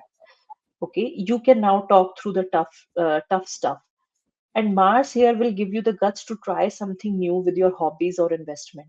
Since the fourth Lord Mercury is in the third house, you will find the peace through activity and solving problems rather than still sitting still. Okay. Then comes Venus is going in Aries by the March end. So your spark is back now. This is the high energy, high passion period. It is perfect for dating or starting a bold creative venture. All the best for that. But if you want to, get the detailed picture how Venus will be acting in Aries, so please watch our weekly episode as well. So now let's discuss how your different areas of life are going to be affected. First of all, at personal front, your ruler, Jupiter turns direct on March 11th. So this brings a surge of optimism and clarity that has been missing for several months for you. If I talk about your love life, the lunar eclipse may bring a dramatic climax to a social connection, but by March 26, your flirtatious energy is back in full force. Expect very romantic end of the month. Expect very romantic end to the month. And if I talk about your career, focus on home based work or long term security. The sun in the Pisces favors work that requires empathy and intuition over your raw logic. And at health, in the health sector, you may feel bit restlessness physically, but the remedy is outdoor activities or short trip will help you burn off the excess nervous energy. If I talk about your social life, family and close friends take priority over large parties this month. Reconnecting with siblings, neighbors, it will bring joy for you. So for you, the personal is high, career and money is medium, social is medium, love is high again, and health is medium. And the remedies, light a yellow candle on March 11th to honor Jupiter's return to direct motion and invite abundance. And recite Hanuman Chalisa to channel the third house, energy during this time. Welcome to all the Capricorn rising. March 2026 is a powerful month for your efforts, your siblings, and your creative intelligence. Capricorn, you're ruled by Saturn, so you typically value hard work. But this month, the universe is adding a layer of divine grace and intuitive brilliance to your logical world. Now, let's break it down and talk about all the transits happening for you in the month of March. The first one is Venus enter Pisces on March 2nd. Now, this will bring creative skill up. This is one of the most beautiful and productive transit of 2026 for you. Venus is your yoga karka, the planet that brings the most luck, ruling your fifth house of intelligence, creativity, and health as well. The planet enters Pisces in the 10th house of your year. So when it enters Pisces in the third house, it reaches its maximum power and becomes most graceful. Since your ruler Saturn is already there, it's like a strict boss Saturn meeting a brilliant creative director Venus. So here is what you can expect in simple everyday languages on work front. There will be a power of persuasion. Your workload Venus is now in the house of communication. So what happens? You will find that you can talk your way into the opportunity. If you have been trying to convince a boss or a client, your words will now have a magical and charming quality. So professional networking goes incredibly well. You might get a promotion or a new project based on your presentation skills or your ability to handle people. So if you're into media, sales, marketing, if you're an artist, blogger in telecom, writing, communication, this is the time to shine. Venus is your fifth lord, and fifth house represents intelligence, kids, romance, and creativity. So what changes now is Venus will bring all these, the creativity and skills, to create a masterpiece. So the results you can expect is you can have a hobby or a side hustles. It could turn into something very professional and high quality for this month. Another aspect we can look at is on your personal life. Now, third house rules your siblings and neighbors. So, what happens is if you have been coldness or Saturn-like distance with your brother, sister, cousins, Venus will melt the ice now. So, there will be a um, maybe sweetness with siblings. So, the results is you might go on a short trip with them or a luxurious trip or have a very pleasant social gathering with your inner circle. Now, three more simple things. we would like to tell you is, so there is a beauty in effort. So usually Capricorn, Saturn energy is all about dry and hard work, but Venus adds beauty and joy to your efforts. So you'll actually enjoy the hustle this month. Venus will work as a contract magnet. So, since the third house is about documents or short deals or short trips, Venus rules your career. So, you might sign a very profitable creative contract or a partnership deal. You will also have a very refined speech. So, you will sound more polite, diplomatic, and royal. People will be naturally drawn to you for your ideas. So, use this to ask for what you want. And few remedies we'll share with you, Capricorn, is you can do the scent remedy. So wear pleasant sandalwood or rose perfume daily. This will boost your Venetian energy. And you can use off-white color or light blue color on Fridays to align your discipline with Saturn and your luck with Venus. And the benefit is, if you are a content creator, writer, or a teacher, your work will have a divine touch. Sibling and neighbors may also become a source of massive luck or for your financial gain. This is the best time to start a new hobby or a short new course. Whatever you learn this time in this phase will pay off as a wealth later. Now let's talk about the second transit for you. So we can say a second important event for you, which is happening on March 3rd, where lunar eclipse is happening. Now, Moon rules your seventh house of marriage, spouse, business partner. On March 3rd, it gets eclipsed in the eighth house of sudden changes. Also, we have Ketu is already stationed in your eighth house. So, this is a potent combination. So, imagine if you're taking a nap and very comfortable, in a hammock or a bed. An eclipse is happening in Purva Falguni Nakshatra, which is ruled by Venus, and it represents relaxation. And while you're relaxing, someone suddenly pours cold water on you. So this eclipse is like that. It's a shock, and you are annoyed. But if you realize you are actually oversleeping and missing something very important that is happening in your bank account or your relationship, so it's time to wake up. So, because seventh lord is eclipsed in eighth, there could be a sudden secret revealed or an emotional crisis regarding partner. It can be a business or a personal partner. It may feel like you're losing control of your joint financial matters or a deep connection with them. So, seventh house represents marriage and spouse, and eighth house represents secrets. So, there can be the lover quarrel as well. So, you might feel that your partner is being maybe too lazy or too focused on fun, while you, the serious Capricorn, are trying to build a life. So if you realize, you will realize you haven't been having enough fun together. So uh, th- uh, another thing which can happen is, if you have been taking it easy way out with partnership, this eclipse will force you to have those difficult conversation with them. So you might discover how your partner is really spending money, or hidden debt may surface to your notice. So anything sudden can happen around your seventh or eighth house theme.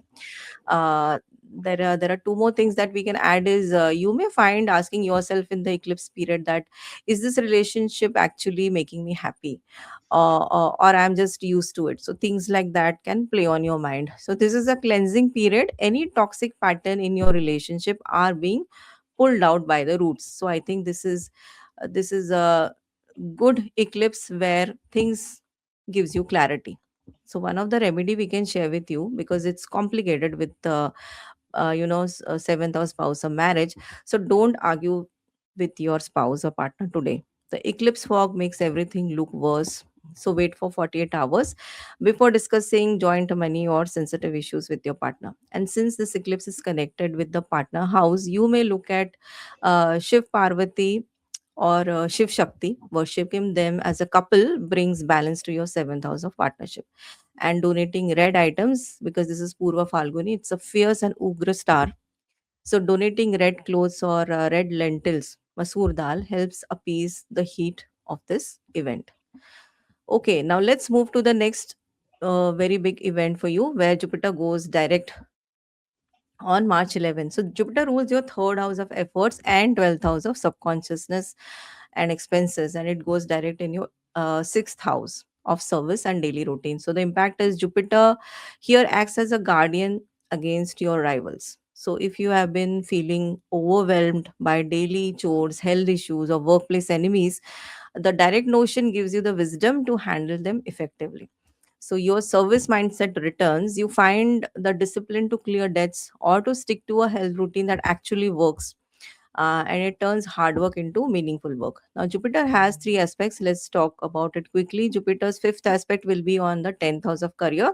So, Jupiter casts its first aspect of wisdom ray to your house of career and status and public image. So, even though sixth house is about struggle, Jupiter aspect on 10th ensures that your hard work leads to recognition. Use the energy after 11th of March to apply for a role that requires problem solving. Your ability to manage crisis becomes your biggest professional asset. Now, Jupiter second aspect will fall on the 12th house, which gives you spiritual cleanup. Now, Jupiter looks directly at his own house, the house of expenses, sleep, and subconsciousness. Now, this is a very grounding aspect. It settles the 12th house energy. If you have been overspending or feeling mentally restless, Jupiter brings the discipline to stop the drain. So, it is important that it improves your sleep and reduces hidden anxiety. It is also excellent for anyone working with hospital, jails, or foreign companies, as it brings order to these isolated environment as well. So, if you have been planning a trip for a spiritual retreat or a medical checkup, the path clears after 10th. Now, Jupiter ninth aspect will fall onto your second house, which gives you a wealth protection. Now, this is the most fortunate aspect of the month. Jupiter looks at your houses of family, saving, and speech. Now, Jupiter protects your bank balance from the sixth house of accidents or sudden expenses. It also sweetens your speech, making you very diplomatic when dealing with family conflicts. You find luck to save money even in the month with high expenses. So, it also acts like a shield for your family's wealth. Now, one tip we can share with you, it's a great time to discuss inheritance or family savings. So, your words will carry weight of wisdom. Next one is Sun is transiting into Pisces on March 15th. Now, Sun is your eighth lord of transformation and longevity. It enters the third house to join exalted Venus and Saturn. Now, this merges your secret power authority through a hidden skill or a research project. So your relationship with sibling becomes very focused and intense. Now you become fearless. So you have the light, because you have the light of the sun helping you navigate the mysteries of the eighth house. So this is excellent time for anyone in research, occult sciences, or investigative work. You may also travel for isolation, short trips. So if you travel, it's not because of you want to go for sightseeing. You will want to go to a quiet temple, a research library, or a place where you can be alone with your thoughts. Why we are saying this is because eighth house is occupied by Ketu. So writing about unseen wealth. So if you are a creator or a writer, your content might shift towards the mysterious, the spiritual, or the psychological stuff. Now, when Mercury goes direct on March 20th, your second house, money, family, speech, it feels like someone finally hit the unmute button on your life. So let's break it down. What this means for you is, for the first few weeks, you might have been confused about your budget, payments were stuck, and there were technical errors happening in your banking transaction, etc. Now, the change is money starts flowing again. If you were waiting for a check, a bank document, or a yes on a salary discussion, it moves forward after 20th. So you finally get a clear picture on your savings, and it's a great time to make a solid financial plan. Secondly, let's look at Mercury as a ninth lord is of luck and travel. So your luck lord was moving backward earlier, making you feel like your efforts were going nowhere. But the change after 20th is the roadblock disappears. You were having trouble with visa, passport, higher education application. Now the confusion clears up. Mercury is also the sixth lord of work and communication. So workplace communication might have been a mess. Emails were misunderstood, or old health issue was cropping. There were skin and digestion issues must be acting up. So now the change after 20th is you find the right solution. If you had a disagreement with a coworker, you finally have the right words to fix it. And if you're waiting for a medical test or result, starting a new routine, a new medication, you finally have the right second guessing yourself in family meetings, your advice will be taken seriously. You will have the father's support since Mercury rules your ninth house. Any tension between you and father or your father health issues will start to improve. And third, solving debts of sixth house. So if you were confused about a EMI or a loan, you will find a way to organize your payments better. So finally, the last transit we can talk about for March is Venus enters Aries on March 26. Venus here will be in your 4000, bring a sudden burst of energy to your home life, making it a perfect time to decorate or host a vibrant family gathering. Since it aspects 10th house, you will find a beautiful balance where your domestic happiness fuels your professional drive and public reputation. So we would share more nuances on this in details in our weekly prediction when we talk about last week of March. So now let's break it down on the live segment for you, Capricorn, on career and finance. It's very high. We can say 10 on 10 because exalted Venus is your fifth and ninth lord, and it is in the house of skills. So the influence, you aren't just doing the job, you are doing it with a style this month. So this is the month to learn new software or start a podcast or pitch a creative idea. And on money, while expenses are there, because 12th house influence is there, but Jupiter aspect on your second house. On the personal front, it's medium to high. We can give 7 on 10. Your communication, you're communicating more than ever, Capricorn, because we know you talk less. So whether it's through writing, speaking, or local travel, you're making your presence felt.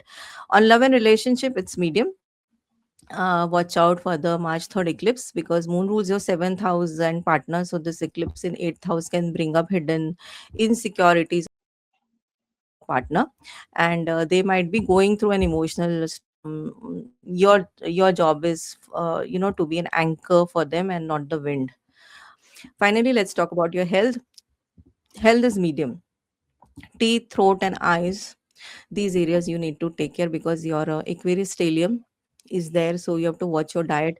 Avoid too much of sugar or drying food. This month you may also get some issues with face or throat, so stay hydrated. Since Jupiter, your third lord, is in sixth house of health, daily walking or light exercise is best remedy. Remedies we want to share with you is honey and water. Drink warm water with honey in the morning to smooth your second house, throat, and activate your veins. Donate postage and educational materials on Friday. So donate book a pen, ninth house, Lord Venus. Evening walks will be useful for you. So spend time near water or in nature during evening to cool the eighth house eclipse intensity. So that's all about Capricorn. We wish you all the best. Hello, all the Aquarius rising sign. Let's welcome you all to the March month. So we are going to discuss all about the March transit. So let's see how it's going to be for you. The first transit is Venus entering in Pisces on 2nd March. For Aquarius rising, having an exalted Venus joining Saturn in your second house is one of the most significant wealth generating transit possible. This alignment brings the Lord of first, fourth, ninth, and 12th houses in the house of accumulated asset and family legacy. If we talk about Venus, its own fourth and the ninth house, and it is bringing luck through assets. You may gain through ancestral properties, high value vehicles, or your mother's blessing. Your inner peace is now tied to your financial security. If I talk about Saturn being a lord of first and 12th house, sitting in the second house, it shows your personal focus is entirely on building your empire. However, since Saturn also rules 12th, the wealth may come through foreign sources. You may spend heavily on long term investments and spiritual charities. If I talk about the second house where this particular conjunction is taking place, Venus creates a malware effect, bringing sweetness to your speech and luxury to your family life. Jupiter, this is the Jupiter house, and it's going to expand everything it touches, making this period of massive financial expansion. If I talk about the conjunction overall, so this is the Dhan Yoga of highest order. Saturn provides the structure for saving, and Venus provides the flow of earning. The only caution is to watch for rich food or the indulgence, because the second house also rules your diet. Then comes lunar eclipse on March 3rd. This is incredibly complex axis of transformation for an Aquarius rising. When the lunar eclipse occur in the 7th house of Leo, while a powerhouse of planets sits in the first house of Aquarius, the universe is forcing a massive calibration between who am I and how I relate to others. Because Rahu, Mars, Mercury, and Sun all are in the first house, looking directly at the moon and Ketu in seventh house. Every area of your life, from career to health to deep secrets, it's being pulled into this tug of war. Now let's talk about this moon and Ketu conjunction. So, Moon is bringing the sixth house things like service, conflict, deaths into your relationship.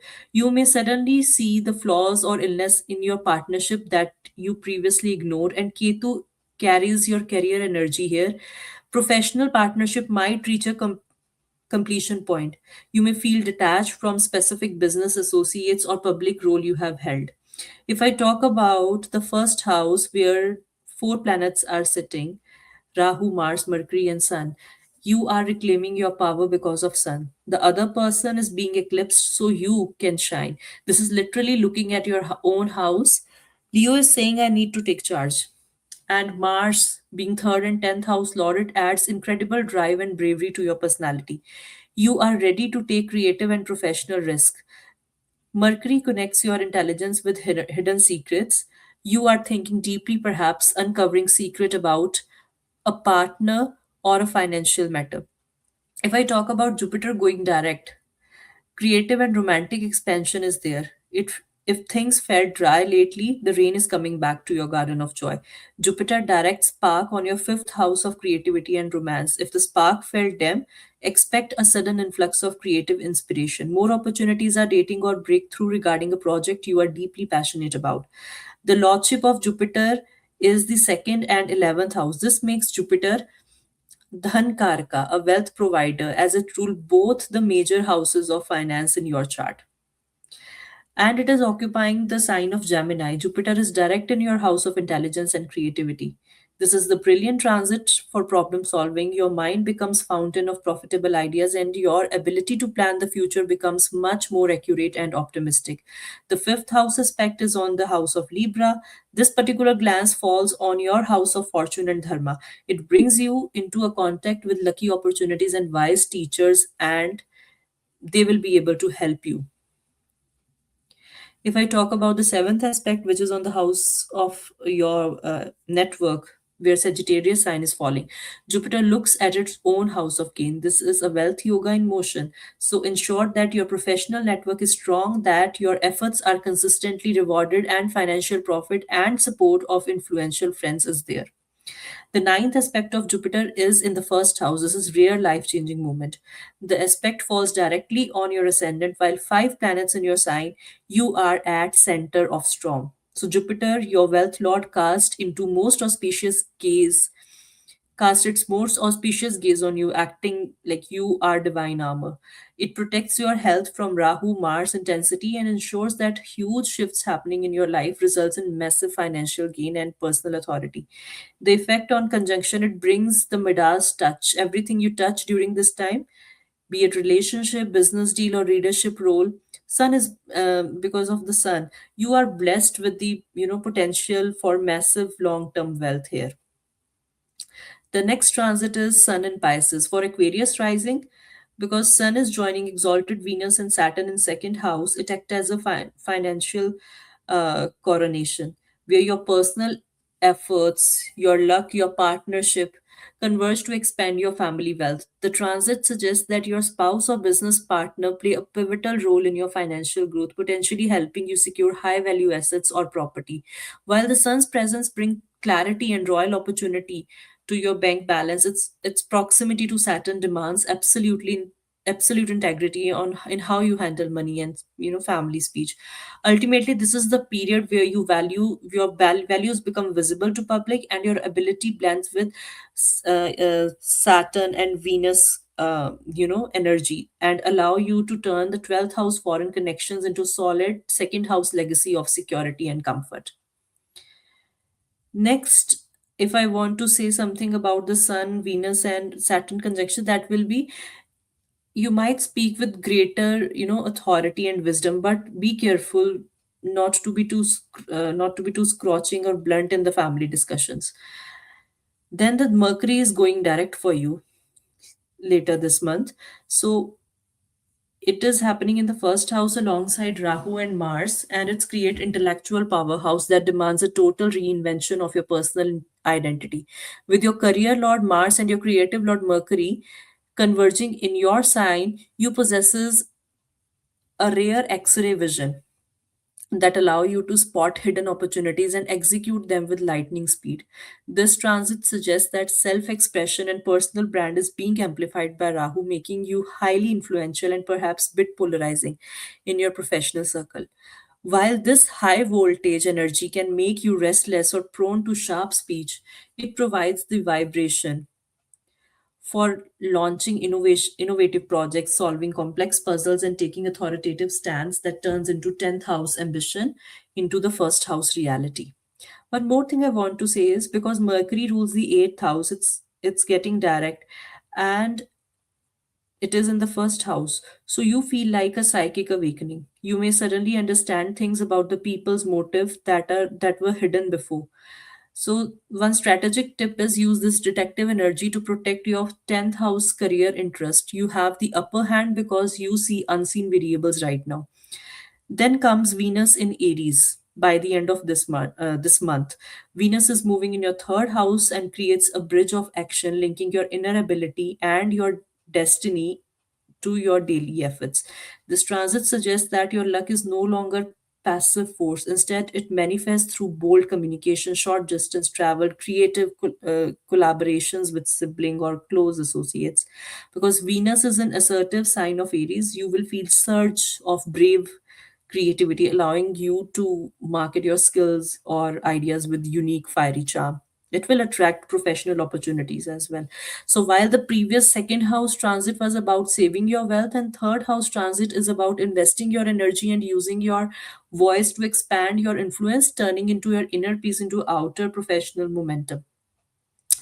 Now let's see how it is going to be in the different segments of your life. At personal front, Mercury turning direct in your sign.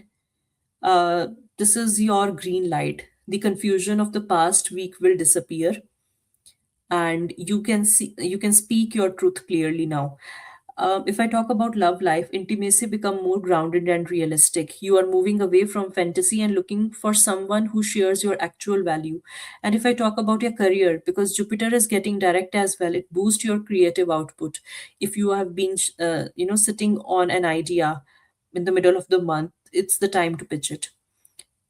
And at the health front, pay attention to your energy levels. The lunar eclipse might signal a need to change your diet or sleep schedule for getting, better and long-term vitality.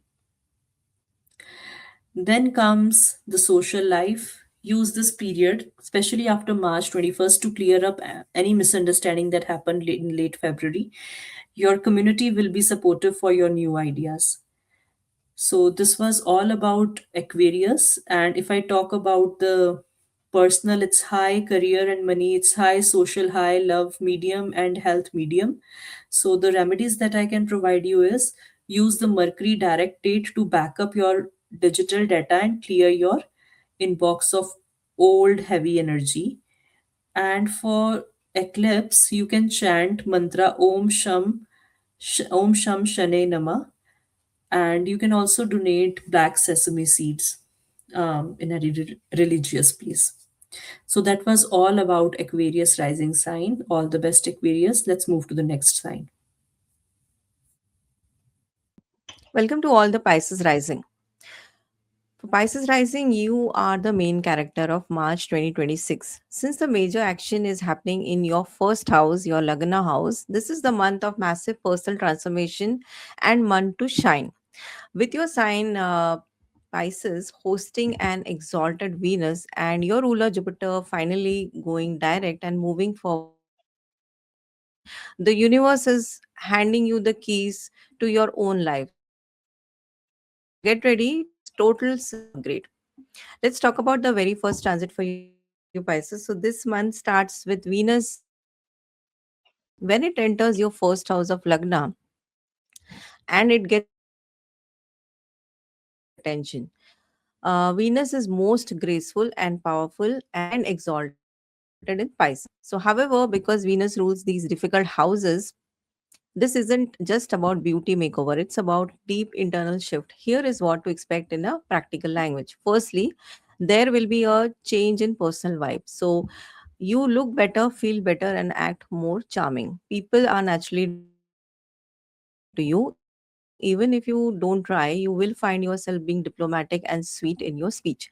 So, it's an excellent time for a haircut, a wardrobe refresh, or just upgrading your personal brand. You may feel more confident in your skin. So, there can be healing of chronic issues. So, if you've been struggling with health, the exalted Venus provides Sanjeevani healing energy, helping you to find the right treatment. And with this, the discipline will come to you because Saturn is also there in your first house and will help in your recovery. Secondly, as Venus is your eighth lord representing transformation, the eighth house is also about hidden things and sudden changes. Because Venus is sitting on your head in your first house, you might have a sudden realization about yourself. You might start thinking about yourself. You might change your name or your looks or your life path. You feel like a phoenix as well. Sometimes something old about your personality dies and a reincarnated version of you is born. Venus is about your hands, short trips, your communication, and your younger siblings. So you might get very creative with your hands, art, music, writing. If there has been a distance with sibling, the exalted Venus will help you bridge the gap with kindness. The third lord also represents short travels. So now, which is connecting with your Lagna, might trigger a short trip that isn't just for fun, but the one that can change your perspective on your life forever. There can be sudden wealth through efforts, and this can also happen as the eighth lord sudden gains and third lord of skills sits in your Lagna. You might receive unexpected financial gains through skills. So the three big changes for you is first is magnetism. So you will find these opportunities this month, they come to you. So you will find people offering you to help or just because they like your vibe. Unexpected gains is also on the card. As we said, 8,000 is involved here, and interest in occult can also happen. So you might suddenly become very interested in astrology, mysteries, or deep psychology. Your intuitions will be all time high. You will also stop entertaining surface level friendships. You will want a deep soul level connections. Now this is going to be a very useful transit for you, Piscean. Let's talk about the moon eclipse in Leo on March 3rd. So, your fifth lord of intelligence in children is getting eclipsed in the sixth house of daily work and health. So, what you can expect in the first week of March is, especially 3 days before and 3 days after, is temporary brain fog or a creative block. This can happen. So, since fifth lord is of your intelligence, is under shadow, you might feel like your mental battery is drained. Your usual creative spark might feel very dim, or you could struggle to make simple decisions. So the tip is don't start a new creative project on around 3rd of March. So the tip is don't start a new creative project or a high stake investment today. Your judgment is temporarily clouded. Now there can be concerns regarding your children's health or your daily routine. The fifth house represents children and the sixth house represents illness, so and daily hurdles. So you may find that children require extra attention or their daily schedule becomes a little bit chaotic. So the tip is stay calm. It is a day for care and not to worry. So avoid getting into arguments with your kids over the discipline in the first week, as the energy is very sensitive. Also, unexpected workplace drama can happen because sixth house is your workplace. The fifth lord getting eclipsed here, so there can be creative difference or misunderstanding with a colleague could blow out of proportion. So the tip is be a silent observer because Ketu is also involved here. People might behave unpredictable. So don't take office politics personally during this eclipse window. Another thing that can happen is ending of an old debt or habit. So Ketu in your sixth house wants to cut. cut ties. So the eclipse can trigger sudden realization that a daily certain habit or a minor debt needs to be finished. So on 3rd of March, it's a powerful day to quit the bad habit.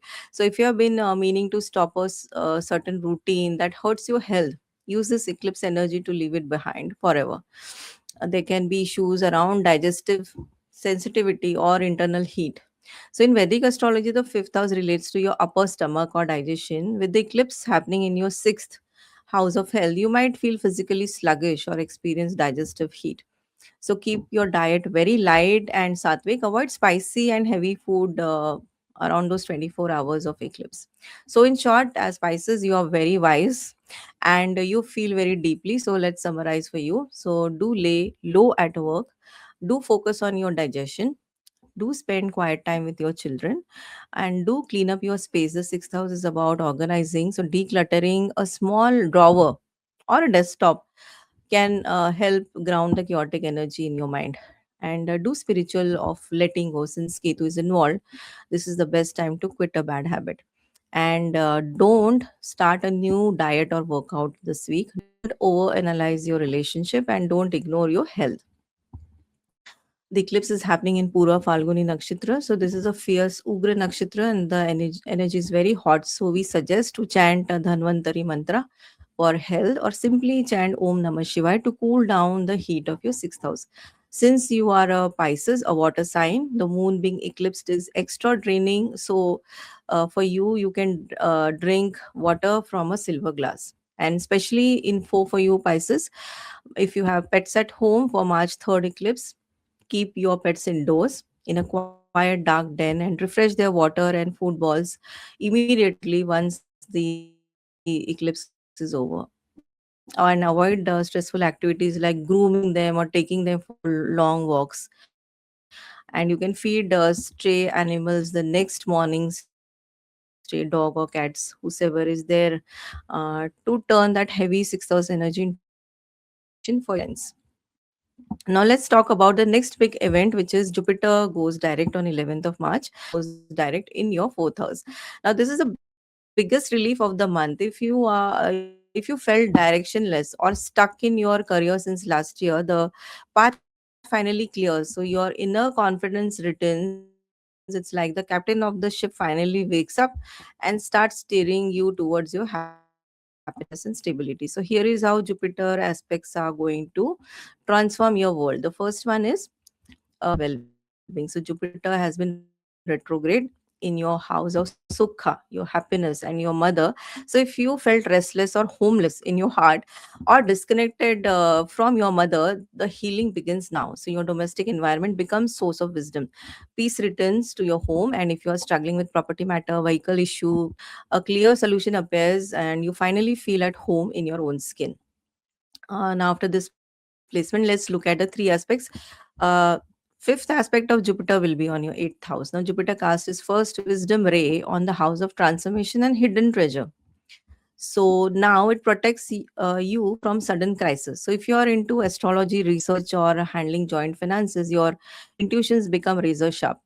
Luck is there on unearned money, so you might receive help through insurance, inheritance, or your parents or partners well. So it on your 10th house of profession and career. So Jupiter looks directly at its own house, the house of career and public image. So this is a career reset for you since Jupiter rules this house. If your growth felt stalled or if you were confused about your calling, the fog lifts. Your bosses start seeing you as a visionary leader, and it's the perfect time to manifest promotion or begin a new business or a new business. Now, Jupiter's ninth aspect will be on your 12th house. This is the protection on savings. Jupiter, highest aspect, purest aspect, hits your house of isolation, foreign land, and expenditure. Now, this is a major financial shield. The 12th house is where money drains. Jupiter aspect acts like a plug. So, it controls the spending and protects you if you are in debt. if you have been planning to move abroad or engage in spiritual retreats, fruitful and protected. So, one tip we can share with you is if you have been waiting to buy a home, fix a family issue, or take a big career step, the green light turns on after 10, then you're finally moving forward again. The next transit is Sun enter Pisces on March of 15th of March. So your sixth Lord Sun, which represents daily work victory, enters your first house to join exalted Venus and Saturn. Now this merges your work ethic with your personality. So you become a powerhouse. You will have the discipline to win friendships and relationships. In your first house, you will have Sun, the sixth Lord, brings the work and stability. Mars is already transiting, brings the discipline and long term vision with Mars already transiting. The third and eighth Lord brings the charm and creativity and the luck as well. So there is a professional weight and the security expectations are there. So your routine means you might be handed a very serious leadership role. You will look like a CEO of your own life, and there will be a magnetic discipline. Usually, being disciplined, that Saturn feels boring, but when Venus, which is exalted, you can work hard and look trendy and attractive. So you will find that being organized and is actually make you more popular. There will be a conflict resolution. The sun as the sixth lord usually brings enemies, but with a exalted Venus sitting there, you will kill them with kindness or simply with grace. So all in all, this is a good transit for you. The next big thing happening for you, Pisces, is Mercury goes direct on March 20th. Now, finally, your fourth lord of home and peace and seventh lord of marriage and partner, Mercury, goes direct in your 12th house. Now, let's break it down. Mercury being your fourth lord, the change you can expect after 20th is if there was a chaos, repair, or hidden stress at home during the retrograde, it finally settles. What to expect is you might finally decide on a property matter or a relocation plan that was stuck because this is 12th house of foreign land. You might get news about moving abroad or finding peace in distant places. The Jupiter touch is also there. Jupiter gaze ensure that despite Mars and Rahu heat, you will make a wise decision regarding your family and comfort. Mercury being the seventh lord, the change you can expect is the fog between you and your partner lifts, be it a business partner or a romantic partner. So what do you expect? Since seventh lord is in the 12th, you might have felt your partner was distant or keeping secrets. But now the communication will become more clear. You move from suspicious to understanding. Placed in 12th, the change you can expect is your brain stops racing at night. So you might have had vivid, stressful dreams recently. As Mercury goes direct, your intuition sharpens. So you will find missing piece of puzzles that's been bothering you subconsciously. So just to summarize this in two lines, the mental noise regarding your home and partner finally stops, allowing you to turn the period of secret stress into a clear plan for your future. And with Jupiter's help, you are finally seeing the truth behind the situation that previously was hidden. So you will finally get married, sign major contracts, or have a big talk with your partner. So this just we just wanted to share with you. And the last transit for you, Pisces, is Venus will enter Aries on March 26th. Now, Pisces, as a month ends, you are moving from a glow up to a gold up because Venus will move into your second house and will be helping you find the money and voice you deserve. So, we will talk more on these nuances in the weekly prediction for the last week of March. So, do follow us and subscribe so you don't miss the details. Now, let's quickly talk about the life segment. On career and finance, your ruler Jupiter is finally moving forward. Since Jupiter also rules your 10th house of career, its direct motion in 10th, it's massive professional unblocking. Money, wealth will come through your own efforts and status. Any confusion regarding your salary or business direction will clear up. So you're seen as a person of great value. Personal front, exalted Venus in first house. This is like a Raj Yog kind of vibe. So you will feel graceful, creative, and lucky. People are naturally drawn to you. Love and relationship also. The Mercury shift is there. The seventh house, Lord Mercury, has been causing some communication glitches, but after 20th, you would find that your partner is also likely to be extra supportive and romantic. And but wait till 21st for any serious talks. On social aspect, it's medium. It's okay to retreat. Your 12th house of isolation is being protected by Jupiter's aspect. Spend time in silence to recharge your star power. On health, discipline meets vitality. So the sun enters the first house on 5th, boosting your immunity, and Saturn is there to give you the willpower to stick to the routine. Few of the remedies we can share with you, Pisces, is consume a little honey and saffron in a warm milk to strengthen your Jupiter and Venus connection. You can also wear white and cream on Fridays to amplify your exalted Venus and attract luck. Offer water to Sun since your sixth lord is in your first house. Giving water to Sun every morning will help you win over your health issues and all your competitors. What are the plans? Since you are a water sign and your fourth house is active, nurturing plants at home will ground your energy. Now, best dates for you, Pisces, March 2nd, best for beauty, romance, and self promotion. Avoid March 3rd for anything. March 11th is best for home related discussions, partnership, and signing any document. So, just to conclude, all the parameters: health is high, love and relationship high, career and money is 10 on 10, social life is bit medium, but personal front also very high. So, all in all, Pisces a very good month for you. So with this, thank you very much and bye bye.